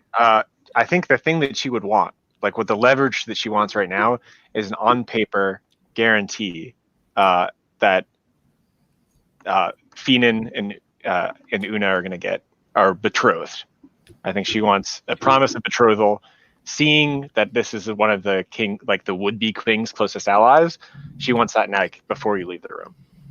Oh shit. I will lie and say that that's totally cool, knowing that his family is old and traditional, and this is going to be probably a project that I have to a downtime project that I have to take on his behalf, because God knows I don't want him to deal with doing it. But yeah, I will totally do that. I think I'm just on the edge of earshot for this. Just on the edge. How does it feel if you're not sure you heard what you just heard, but Right. what's the gut for Phenon here? Oh, I've already embarrassed myself unbelievably. So yeah, Una's great, but I don't know. I don't know if I measure up. I'm out of my depth here, and I'm not the guy who's supposed to be, marrying off and rising to power. I'm very conflicted. I got a 6. All right, nailed it. So that's 3 more pips in the convince to gain to peace talk. Yeah, I think they pull you back into the main hall. Moira handshakes the deal. I assure you I'll do what I can that you will have House to gain support. and my influence is not negligible. I think you like come back to the main hall, and as you re-enter, you've seen this happen gradually, Finan and Madak, but to you it's more of a surprise that the hall is like quite full now. You see more of the courtiers of House Again, and people are kind of like gathering for a real feast. And there's a lot of eyes on the three of you, as kind of the room at large is gauging you and kind of sizing you up. Only one person looks really disdainful. You see like Reynolds like whispering to a few people, and they like get a kind of a belly laugh out of them.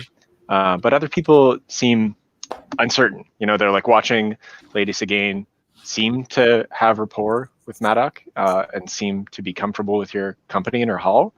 But you're still very much in the spotlight, all three of you. Nice. I'm definitely feeling both.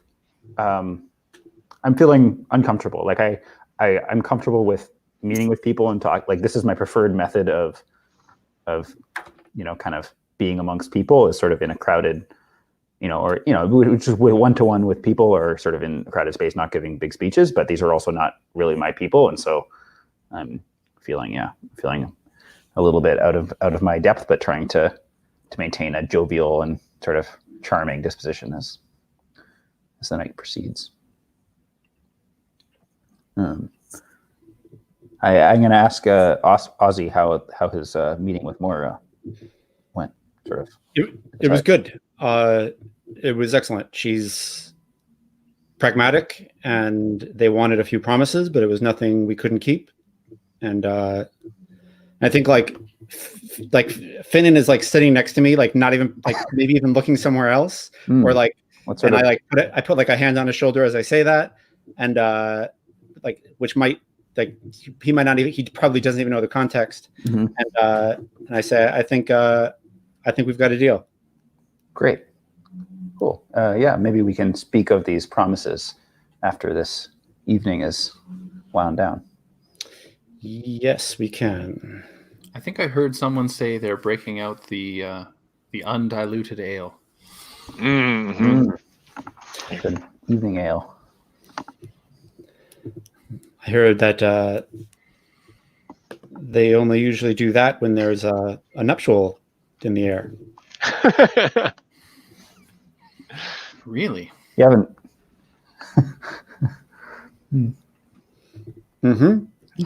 I start looking around like who we got? What's going on?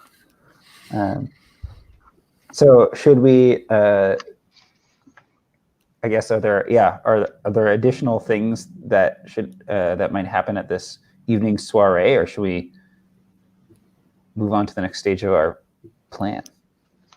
I think the question here is one of the questions here. I mean, there's many other approaches you might take. Is what impression are you going to leave here among Sigain's like forces and her courtiers, like among her court? Like what impression do you want to give to the people who are potentially going to be your very close allies? Family. Okay. I think maybe this is a question for Finnan, is as sort of as a knight. Like I think probably what's missing from this is that I've done some good diplomacy today, right? I maybe made the impression that I have wise counselors around me who support my claim, that I'm have some good things to propose, but can I sort of do I have the sort of strength to back that up? Which just it's just a handful of us here. Finnan, how would you what would be the way that a noble knight would show their strength in a situation like this? Right. Yeah, I was thinking a little bit about this. I wonder if I've got two plans to offer to Madak the True. A kind of feats of strength sort of thing where you will take all comers for an arm wrestling match. Like really look someone in the eye and get to know who they are. Alternatively, I can filter into the crowd and just be a sort of wingman for your cause, and I'm talking you up, and I'm saying, he once flipped a boat on a lake, and he just, I don't know how he did it, like magic. He flipped it back right and began bailing, and he was off. It was amazing. Like just he hit a deer from the other side of a hill. How do you do that? Like just all kinds of sort of borderline miraculous sort of events. I like the idea of that's what you're doing, and then that like kind of like spirals out of control to I now have to do an arm wrestling competition. You're like, you've never seen him lose an arm wrestling. He's like, right. Have you seen those Right. biceps? Like that's, yes, he like grew up bailing hay, but like, boy, that builds your upper body strength, like, and then sort of somehow I get pulled into having to either as like a take all comers, or maybe like the strongest warrior in House to Gain, like, challenges me to an arm wrestling competition or something like that. Cool. And I think there's a moment where my character thinks that's a terrible idea, but he's just taken like a big bite of something, and he's like, and like he sees all the ways this can backfire, and he just thinks this is like, but I think he's a little bit older than you guys, so like by the time he's finished chewing, you're both like excited and gone, and he's just like that can. Right, because this is something like this is like not outside of my realm of knowledge. Like, yeah. I wasn't necessarily the strongest guy in my village, but like I have arm wrestled with buddies at bars, right? Like, right. Thing that I can do. I'm like feeling like my stride again. It's like, oh yeah, I can do that. I can be among noble. They're just people, Yeah. Ultimately, you got a couple of ales in them, and they want to like, be stupid. Yeah. I'm curious to see how Finon's consorts goes. That's what it sounds like you're doing among your peers. Oh, yeah. Like, do these, like, what impression do these tales give? The impression that these give is that Maddock is a jack of all trades, and either is a literal wizard or has been lucky in my presence, like a quantum impossibility number of times. And do you believe that, like, are the stories you're telling true? If not, do you believe them? Are you just like, do you believe them in the moment, or like what? Like just how you remember them? I think this is rose-colored glasses kind of a thing. Like the basics of the stories all happened. Right, like I shot a deer once. Right, you shot a deer, or you like escaped a capsized boat. Right, but that's kind of the entirety of it. Yeah. So consort, it sounds like, for Finon to leave a good impression with these stories. Yeah, and I definitely should push myself. Let's push myself. I'm onto the second line of stress here, and I think I'm gonna try really hard to rope Maddock in on this. I really want to get some kind of like confirmation or support, or like, oh yeah, well maybe it's like try to get you in on this. Like one of her retainers turns to you and says, "Halfway across a hill, huh?" Just from the other side, he could see the tips of its antlers. It was a small rise. Is that help? I don't know. I think maybe I clearly, you like from the interaction that like, I think maybe it's clear that like that Finon is a teller of tall tales, that I know this, but that I like, am like feel very warmly towards him, like love him like a brother, and like, like it's almost like I'm almost sharing a wink with the other nobles. I see. And there's nothing wrong with the tall tale over, right. Glass of ale and some grapes. Cool. Yeah. So you taking a stress and handing a helping die? Me? Yeah. Yeah. I was going to ask I forgot what the helping mechanic was. Yep. Great. One stressed for an assist. Just one stress, It's hard to share a wink with nobles. I feel like I'm one of them. Great. I will take 2 dice in that case. Come on, big money. I have a 3. I have a 3. Do you also have a larger number? I have a smaller number. I see that. Let me look at what we got going on our clocks here. I think the mercs hear about us, huh? I think that makes a lot of sense. Yeah, I think that they're like people are going to share these stories. Like some people are sharing these stories like this guy is a bit of a over the top. Like you got to meet Phenon.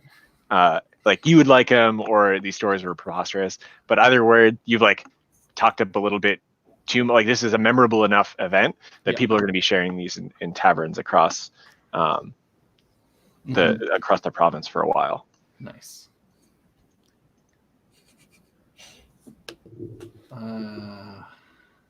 Phenon the full of shit. Phenon the we call Phenon the spinner. Yeah. The weaver, because he's spinning yarns. When Reynald arrives, they like kind of goad him into an arm wrestle. And this is the guard, right? That gave Phenon trouble. Okay.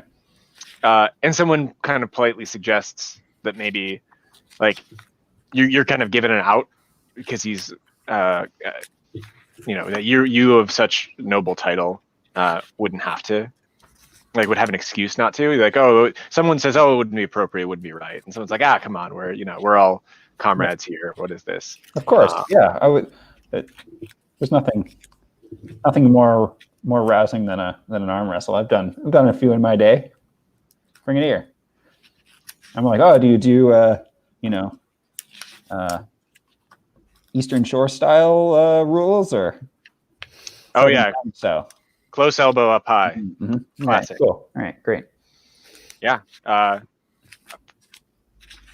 Could be a prowess roll. I mean, it could be depending on your goal here. If your goal is just to beat him and prove, and some truth to the story, or like make an impression.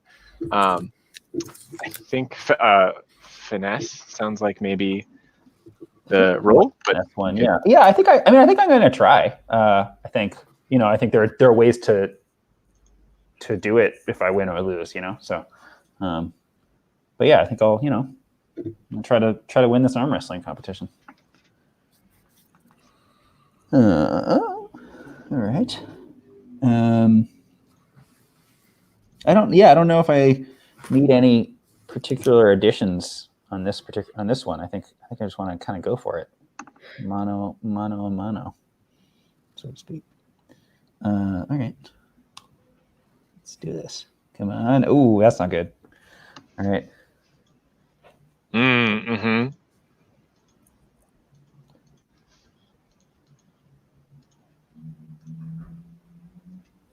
That's a 2. So here's my question. Do you think you beat him, but kind of in an unsporting way, like he is embarrassed? Or do you think you lose a little bit of reputation among the audience that's now gathered? Well, I guess I think I probably lose. I'm hoping that I can sort of take that loss in a way that is useful. I was sort of thinking that basically if I lose, I'll sort of graciously accept defeat and praise his strength of arm, and basically offer him, if he ever wants a position on my personal guard, I'm like looking for men of great strength. Mm-hmm. Which clearly he's currently employed, but like kind of as a way of like, yes, maybe I like lose a little bit in the eyes of people who are looking for people who are just plain old strong, but like maybe gain a little bit in the eyes of those who see someone who is a strong leader who brings people to him or whatever. Yeah, I think I'm going to start a clock for a Sigane faction that is going to talk about the folly of this deal. Okay. And you could resist this if you want to, but put the clock in here. I'll resist it. How do you step in? You like see some just like a change in the atmosphere of the party, and you see some whispers. How do you step forward? I step up and say, Medic the True, well done. You snatched a future ally out of the jaws of defeat. We are lucky that affairs of thrones are not solved by arm wrestling. Madoc the Ancient will not be. His head will not be put atop the gate of our palace through an arm wrestling match. And House Sagane will not gain control of this province through arm wrestling. It is drunken fun and reflection of nothing. That said, I turn to the guard and I say, well done. Hey! Hey! Yeah, sounds like insight. Yeah. Yeah, I got a 1 in that. I'll take it. 6. All right, perfect. Nice. Well done. Cool. The party kind of starts to clear, and you're approached directly, Madoc, by Lady Sagane, and she says, I've been conferring with my counselors, and you have the esteem of my own court. I want to know, if I worked with you, would you help me claim control of this province? Absolutely. I want Giar's lands here, and I won't take them peacefully. I understand. I think it would be wise to be circumspect about that, as I'm sure you're aware. But I have my eyes on the throne and not on direct lordship over these lands. I think you seem a wise, just, and pragmatic ruler. And I think the people of this land would do well to have you as their lord. All right. I think if you're willing to make that concession, she agrees. So the concession being the concession being that basically, like, if we control these lands, she is lady of the whole province. Yeah. So she doesn't want you to claim the province for yourself, and like she'll be your vassal. I see. Got it. It's a promise of vassalization as opposed to sort of direct control. And does it mechanically remind me what the difference is there in? So each holding has a benefit. If you go to the provinces and holdings, or page 12, and each holding has a benefit. So the one that she does not, she has a vassal in the southern markets named Ketir. Mm-hmm. She has no control over the bandit hideout, and she controls the busy crossroads. So you can see that each holding has its own benefit. Add additional die for infiltration sorties, an additional die for acquiring assets. On page 12. I see, page 12. Thank you. This is among the Sedgelands where you are right now, are among the southern provinces. Right, got it. If you control something directly, you get that benefit. If you control it as a vassal, then vassals add to your renown, and they support you in sorties, but you don't gain that benefit. The vassal has access to it. Got it. So she wants, if you take the bandit hideout, she wants to be the ruler of it as your vassal rather than letting you rule directly. Mm-hmm. It's a big ask. And you could negotiate here, knowing those terms more clearly. You could rework. She wants both. What about though? I think so. Here's what I think. I think probably, like, in the short term, I'm going to need a base of operations to build my strength and move outwards. So I think maybe I'll come back with, when I've brokered a deal and we have taken the bandit hideout, that's my seat of rule for the short term until we can actually take House Gyar, at which point, she, once we kind of move beyond this province, she can have direct control over the entire province. Yeah. Sounds like a great. sway. You've got terms you're setting. Yeah. Can I add a fine print there that she does not raise arms against Gyar until we give the thumbs up? Like she has to get her king's permission to do that? Yeah. Cool. I feel like that being well timed could be important or could be a effing disaster. Right. So basically, sorry, go ahead. I was going to ask if you want to also interject with assistance, like just by bringing it down to bare terms, she's going to take the conversation more seriously. Totally. Sorry, I didn't understand. So you're going to get an assistance die, an extra die. Oh, I see. Yes, thank you. That would be great.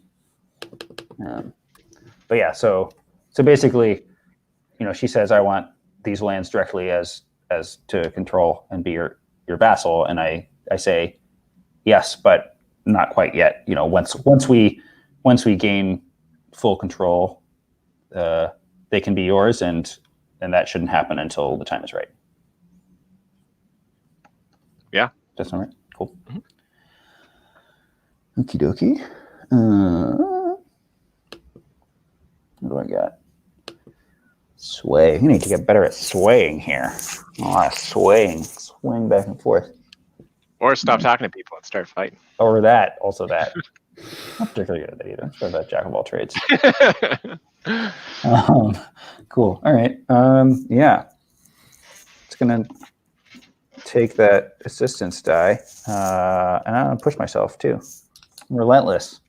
I'm relentless in my pursuit of. We need some better rolls. Greater power, right? All right. So I think that's 2 dice. Is that right? 2d6. Come on. Good roll. So I'm going to clear these dice first. Mm-hmm. It's 2d6.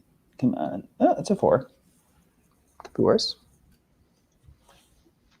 So that is enough to fill this clock we've been tracking for her agreeing to peace. Standard effect. What is the track here?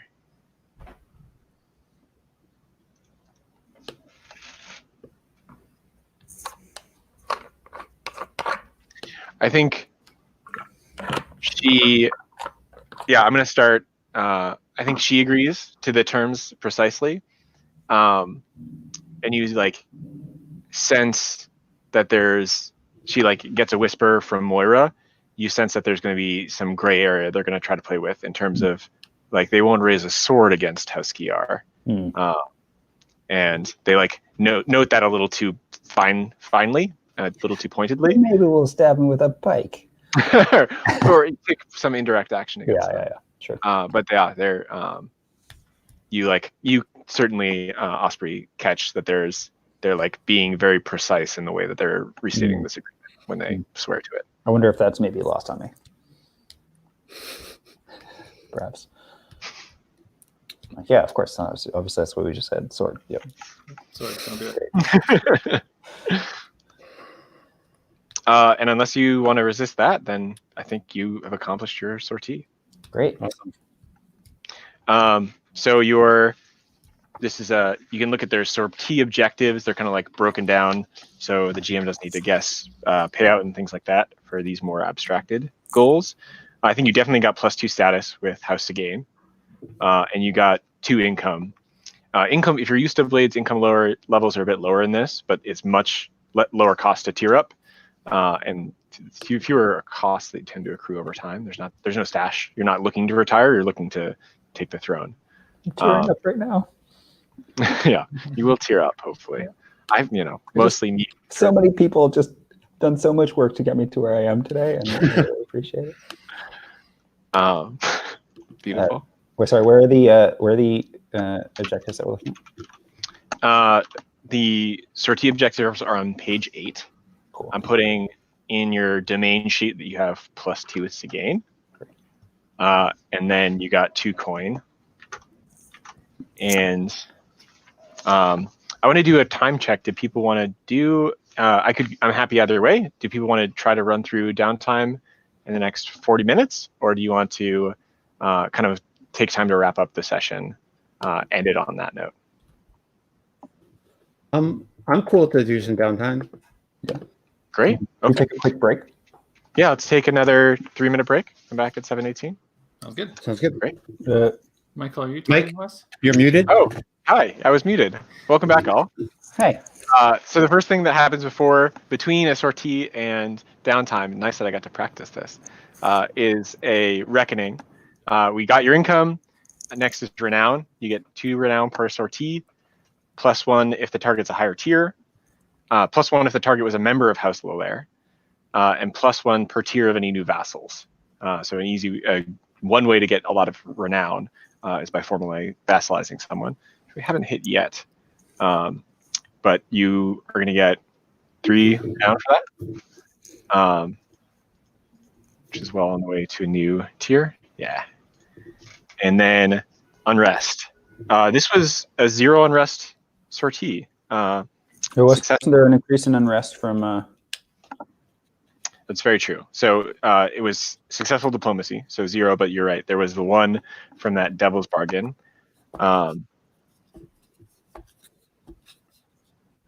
And you get 1 anytime you target a higher tier faction. So you're going to have 2 total. There's a built-in. Are you making changes to the domain sheet? Someone else's, and they're doing a great job. Am I seeing them? I'm not seeing them. X. Thank you, Slade. There I we guess. go. I think it's just a bit of a lag there. Okay, cool. And then your imperial heir. So unrest determines your entanglement. We're at 0 to 3 unrest, and we roll the number of dice we roll is equal to the current level of imperial heir. As you develop more unrest, you expand quickly without developing peace in your own domain. You affect the life of people who indirectly through this transfer of power, or tons of unrest if you take the more direct action. And so as that unrest builds up, eventually the Empress has the license to intervene and start enforcing the law, bringing peace within your own domain. But your imperial heir right now is 0. So does someone want to roll 2d6 and take the lowest? This is our entanglement roll. Yeah, I can do that. No, that's not what I want. Clear these. Clear. Okay. 2d6. Submit. Oh, lowest is 4. You hear that there are wraiths. Oh, you don't have a holding. Yeah, so some of these will only happen if you have a certain asset. There are wraiths throughout the province, but you're unaffected since you have no holdings to rule over. You're nowhere are you sworn to keep the peace. So you enter downtime without complication. You have 2 downtime activities and can spend from your cash of 2 coin freely for extra. And they're kind of laid out on step 10, but I'm happy to talk through them too. The big picture is acquire an asset, start a long-term project, recover from injury, no one's injured, quell unrest in your borders, train on a new skill, train on an attribute, or seek solace. And the details of those are on page 10 of the quick start. Cool.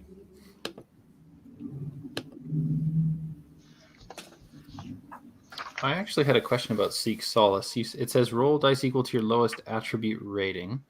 Isn't that always going to be 0? Or it's just in the first column there? Just in the first column, yeah. So your attribute is based on how many different actions you have in that attribute. So your attributes are insight, prowess, resolve. Skills are the other. Yeah, action ratings are the other ones. So you have an insight. I should say Phenon has an insight and resolve of 1. So you would roll 1d6. Okay.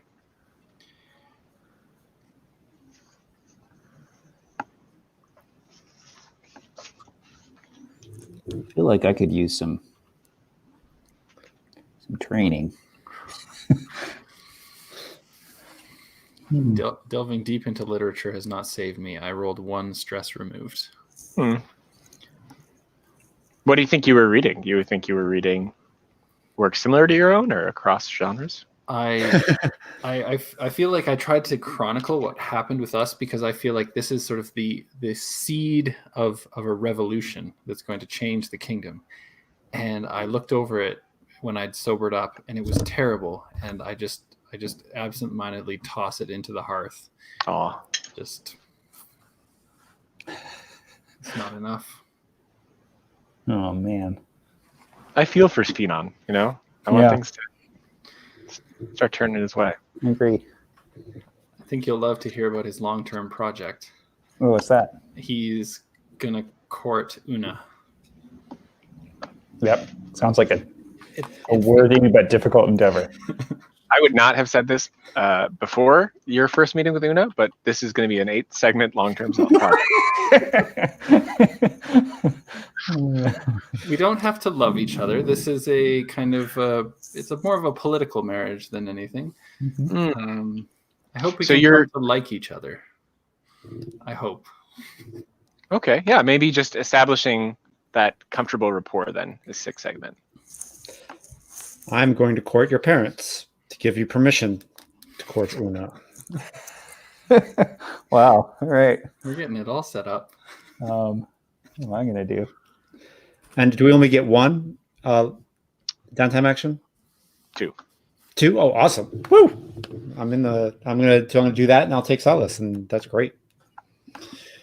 I'm pumped. I thought I was gonna have to make a terrible decision. I feel like I could just use some like polishing. Like, could you find me like someone who can train me in like how to, just how to like move through the world of nobility with ease? Someone well versed in letters and courtly manners.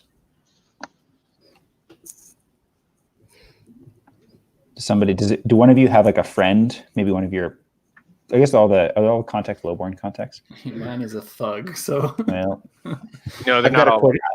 I've got a courtier. He's an asshole, but he's my rival. But I think that could be kind of cool. That does actually sound pretty good. I'm like, guys, I had a really hard time back there in that Lady Segane's hall, and I feel like I was trying so hard, and I feel like half the lords in there think I'm just a hayseed. I need to work on this. They need to look at me and know that I'm a lord. Who can help me to do this? You must know some lords. Lord Sionag.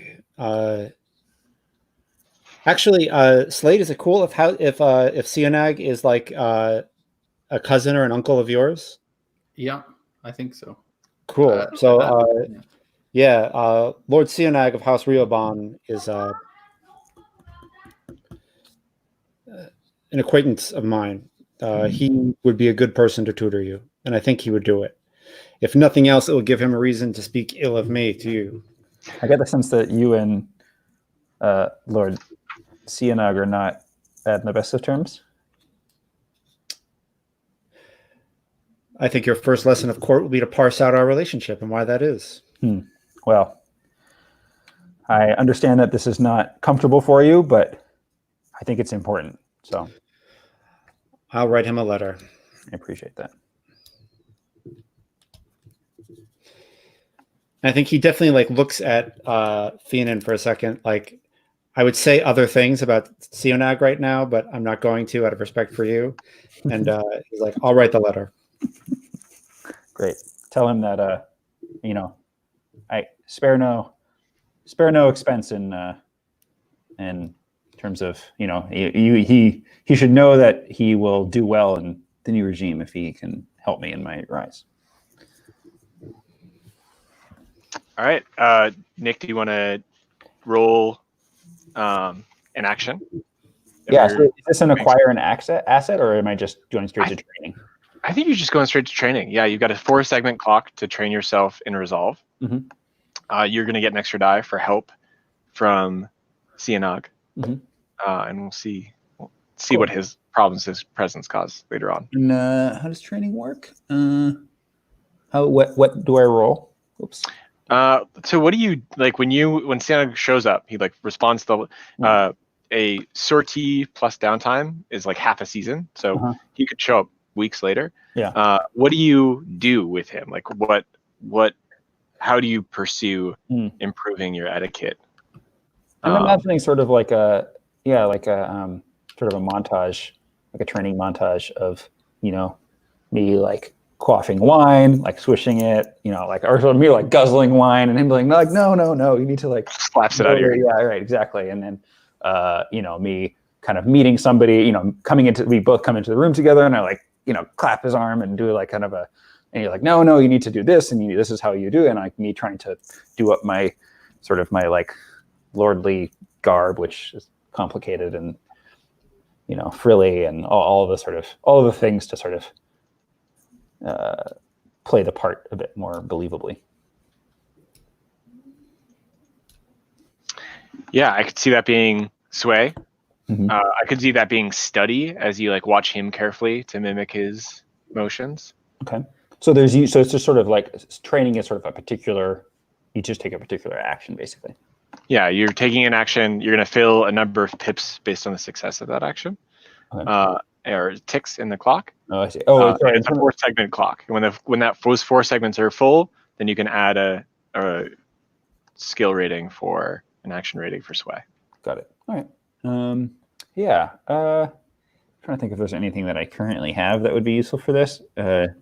Not particularly, unfortunately. Not an easy student. Yeah, I'm not an easy student. Yeah, this is a comical training montage. Everything that you do wrong, Cianog immediately blames Osprey.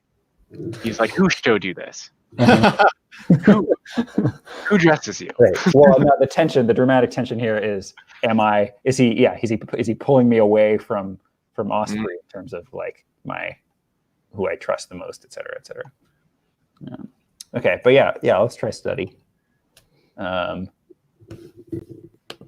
will. So this is my first action. Can I push myself in these things or no? Yeah, sure. Yeah, I'll push myself, and then maybe I might seek solace after this. Okay. So I get 1 die. Where'd it go? All right. 2d6. There are those dice. 2d6. Submit. Oh, sorry. I was supposed to get 1 die. First, it doesn't matter. Actually, they're both failures. So. There's not consequences on downtime actions. You don't fill as many ticks. You just put 1 tick at 4-segment. Cool. You're getting there. Great. So should we do? Have people done their second actions yet? Should we go around and do people's second actions, or should I do my second action now? Oh, you can do it. I think it's fine to follow up. I think I'll take solace in camaraderie. I'll at least do my best to sort of like, I don't know, go into the tavern and try to meet with people and shake hands and kind of like try to, just, I don't know if it will really work or not, or if that will be weird, but I'm going to try it.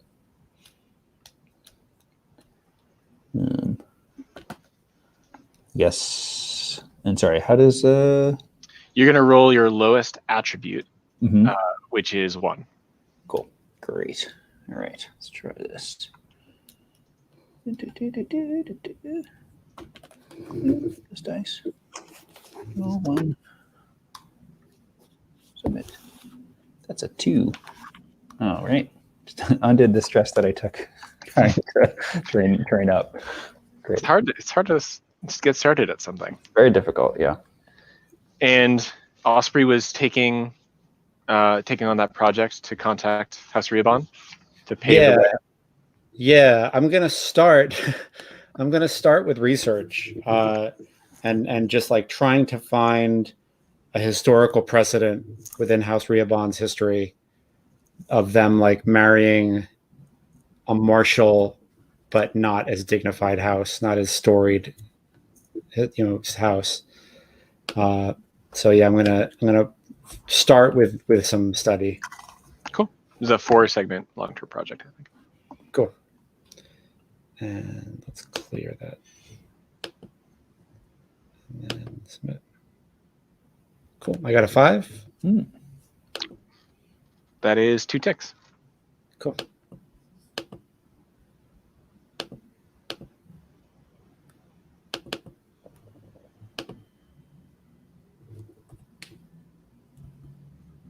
And were you seeking solace also? I did. I rolled for that already. I got rid of a couple of ticks of. I figured that was in writing letters to my librarian friend. Oh yeah, yeah. I figure. I mean, that's a weird way to do camaraderie. Like, I don't know. I could also see it being going out drinking with Sionag, like we're kind of frenemies or something. Actually, I like that better. I think I go out drinking with Sionag, and discuss Maddock the True a bit. I think he he's got some jokes. He's like, I told him to hold his pinky out when he drank a flagon. I'm just kidding. Not. I didn't. I'm not a monster. Monster. Right. Not in that way. Yeah. What is Sionag's character like? Why are you rival? Like, yeah. Why are you rivals? Is he sort of is he like too much like you, or is he like a darker version of you, or like what? Yeah. I don't know if we're reflections of one another. I just think it was that when my family was rising to power, we really needed his backing, and the price was ludicrously steep. And I literally watched him like fuck with my parents for every coin he could get out of them, which I think is pretty normal when people are buying their way into aristocracy. But like watching that as a young kid, and now like he's older and more seasoned, and he just pisses me off in every way that can be. Like to you guys, I'm the older guy, but to him, like he was to me as I was to you, except he just didn't give a shit about me at all. So yeah, I think that's the thing. Okay. Yeah. Slade, have you rolled your courts of action for Finon?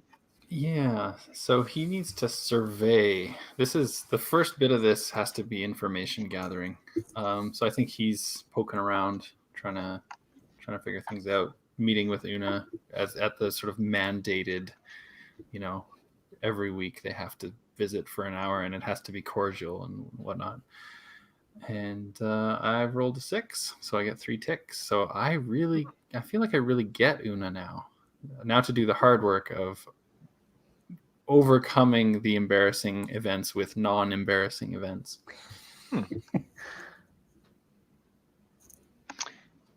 Anything else before we close downtime? Their actions folks are taking?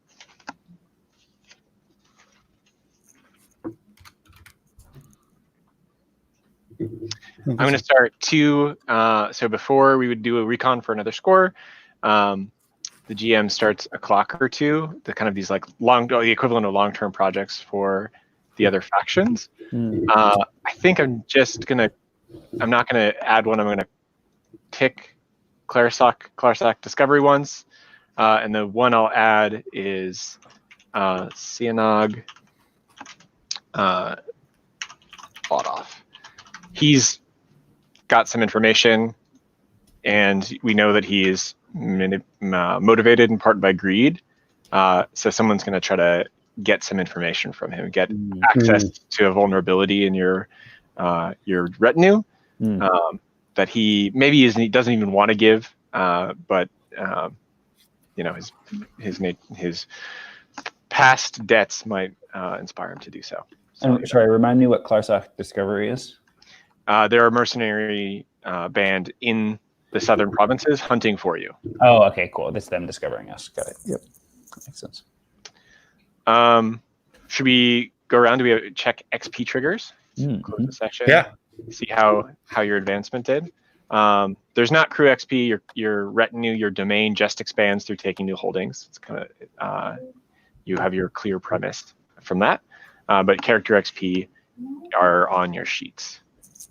Judd, do you want to go? Sure. Cool. I took initiative to call in a favor or collect on a debt. I mean, you did that with called in Sionag. Sionag. Yeah. In downtime. Yeah. Cool. Also, your librarian friend too, right? Yep. So X and then another one. Great.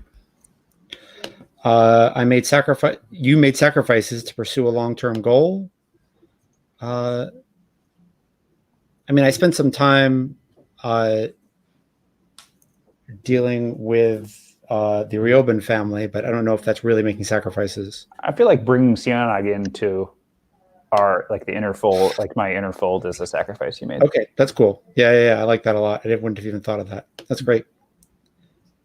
Challenge the claimant's assumptions on a situation or problem.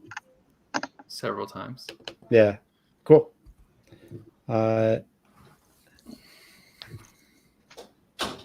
Sorry, hold on. I'd marked 2 where I should have marked 1. Okay, so I'm at 3. Expressed my heritage, background, or trauma. Oh, that should be called scars. I'll choose that now. Didn't bring that over quickly. Yep. But yeah, I think I did. It's hard not to play your background, but I think I showed that I was a new lord a couple of times. And expressed my beliefs and drives. I don't know if I wrote a drive. My belief is my family's only hope to being seen as truly legit. The claimant is my family's only hope to being seen as legitimate. And then my other one is the claimant's greatest asset is he brings fresh eyes to the crown. And I think I got that. I felt like I played into that. Great. That's a lot of fun. Cool. all right, Slade. Okay. That's your XP. Did I take risks to protect the claimant? I mean, I've destroyed my credibility. You went alone into a sort of a house of unknown friendliness, I guess is the word, but Right. just to sort of get me an audience. So Cool. I don't know if that's protecting the claimant, but You made sacrifices to put the claimant's interests above your own. maybe that's the one. Maybe that hits harder. Yeah, I think probably just the second one. You took initiative to advance the claimant's name. You definitely did that. You express your heritage, background, or scars. I think I got my my background as a knight. I think I was being very knightly. In particular, dealing with Una. She saw me as just a knight. I mean, that's gonna He's a fairy tale knight. It still stings. It still stings. You expressed your belief and drive. So my belief was that the claimant is. These are blank yet. Yeah. Oh yeah, that's I forgot to prompt. Yeah. Forgot to fill it. Drives. Um, But I think in terms of establishing your relationship to the claimant, that was really strong. Yeah, definitely. okay. agree with Yeah, that. I think it would be something like the claimant is my best friend, or the claimant is a true friend, or something like that, which I leaned into pretty hard. Cool. I really hope I'm his best friend, I think is the parenthetical there. Yeah. And nobody tell me otherwise, even if it's true. So I think that's 4 of the 5. Nice. Cool. Mine are. I also neglected to fill in my beliefs and drive, but you address the challenge by following the counsel of my retinue. I think my retinue is pretty invaluable in that whole encounter with Lady Segain. I would have been pretty swamped without, particularly my chancellor's advice about sort of how to pitch it to her. Totally. That was make or break. Yeah. you ask a member of your retinue to take a risk or make a sacrifice. And I was sort of trying to, do that. And I think both having Finnan right ahead was maybe a small risk, and then getting Osprey to bring his rival in because I needed some training. It's a bit of a sacrifice. Does that seem? Yeah, that's great. All right, and then you made sacrifices to fulfill a promise to an ally or vassal. I guess I don't know. I guess we haven't really fulfilled that promise yet, so maybe that's like a future thing. The promise of vassalage for Lady Sigane might be one of those later on, but probably not yet. You've got now a door to fulfill a promise. Exactly. And then expressed your heritage, background, or scars. I think I expressed my expressed my sort of background as a commoner. Not necessarily scars, but that felt like part of my character. And then I hadn't written beliefs and drives, unfortunately. But yeah. Cool. Great. Well, thank you all so much. That was a really fun session. Mm-hmm. I think a great note to end on would be like a highlight and a hope. Like, what was a highlight of the session for you, and what's something you would hope to find out about these characters or see in another session if we could get together for another one. I just liked, I don't know, I thought the like kind of wheeling and dealing of like the sort of like lordly diplomacy and trying to navigate that was a highlight. And also just promises of betrothal are just like it's just like gold. Definitely looking forward to seeing how that plays out. Yeah, I'd love to be. I feel like I got to play the chancellor I've always wanted to play. It was really cool to get to be the guy behind the guy. It was really, really fun. It's super, super, super fun.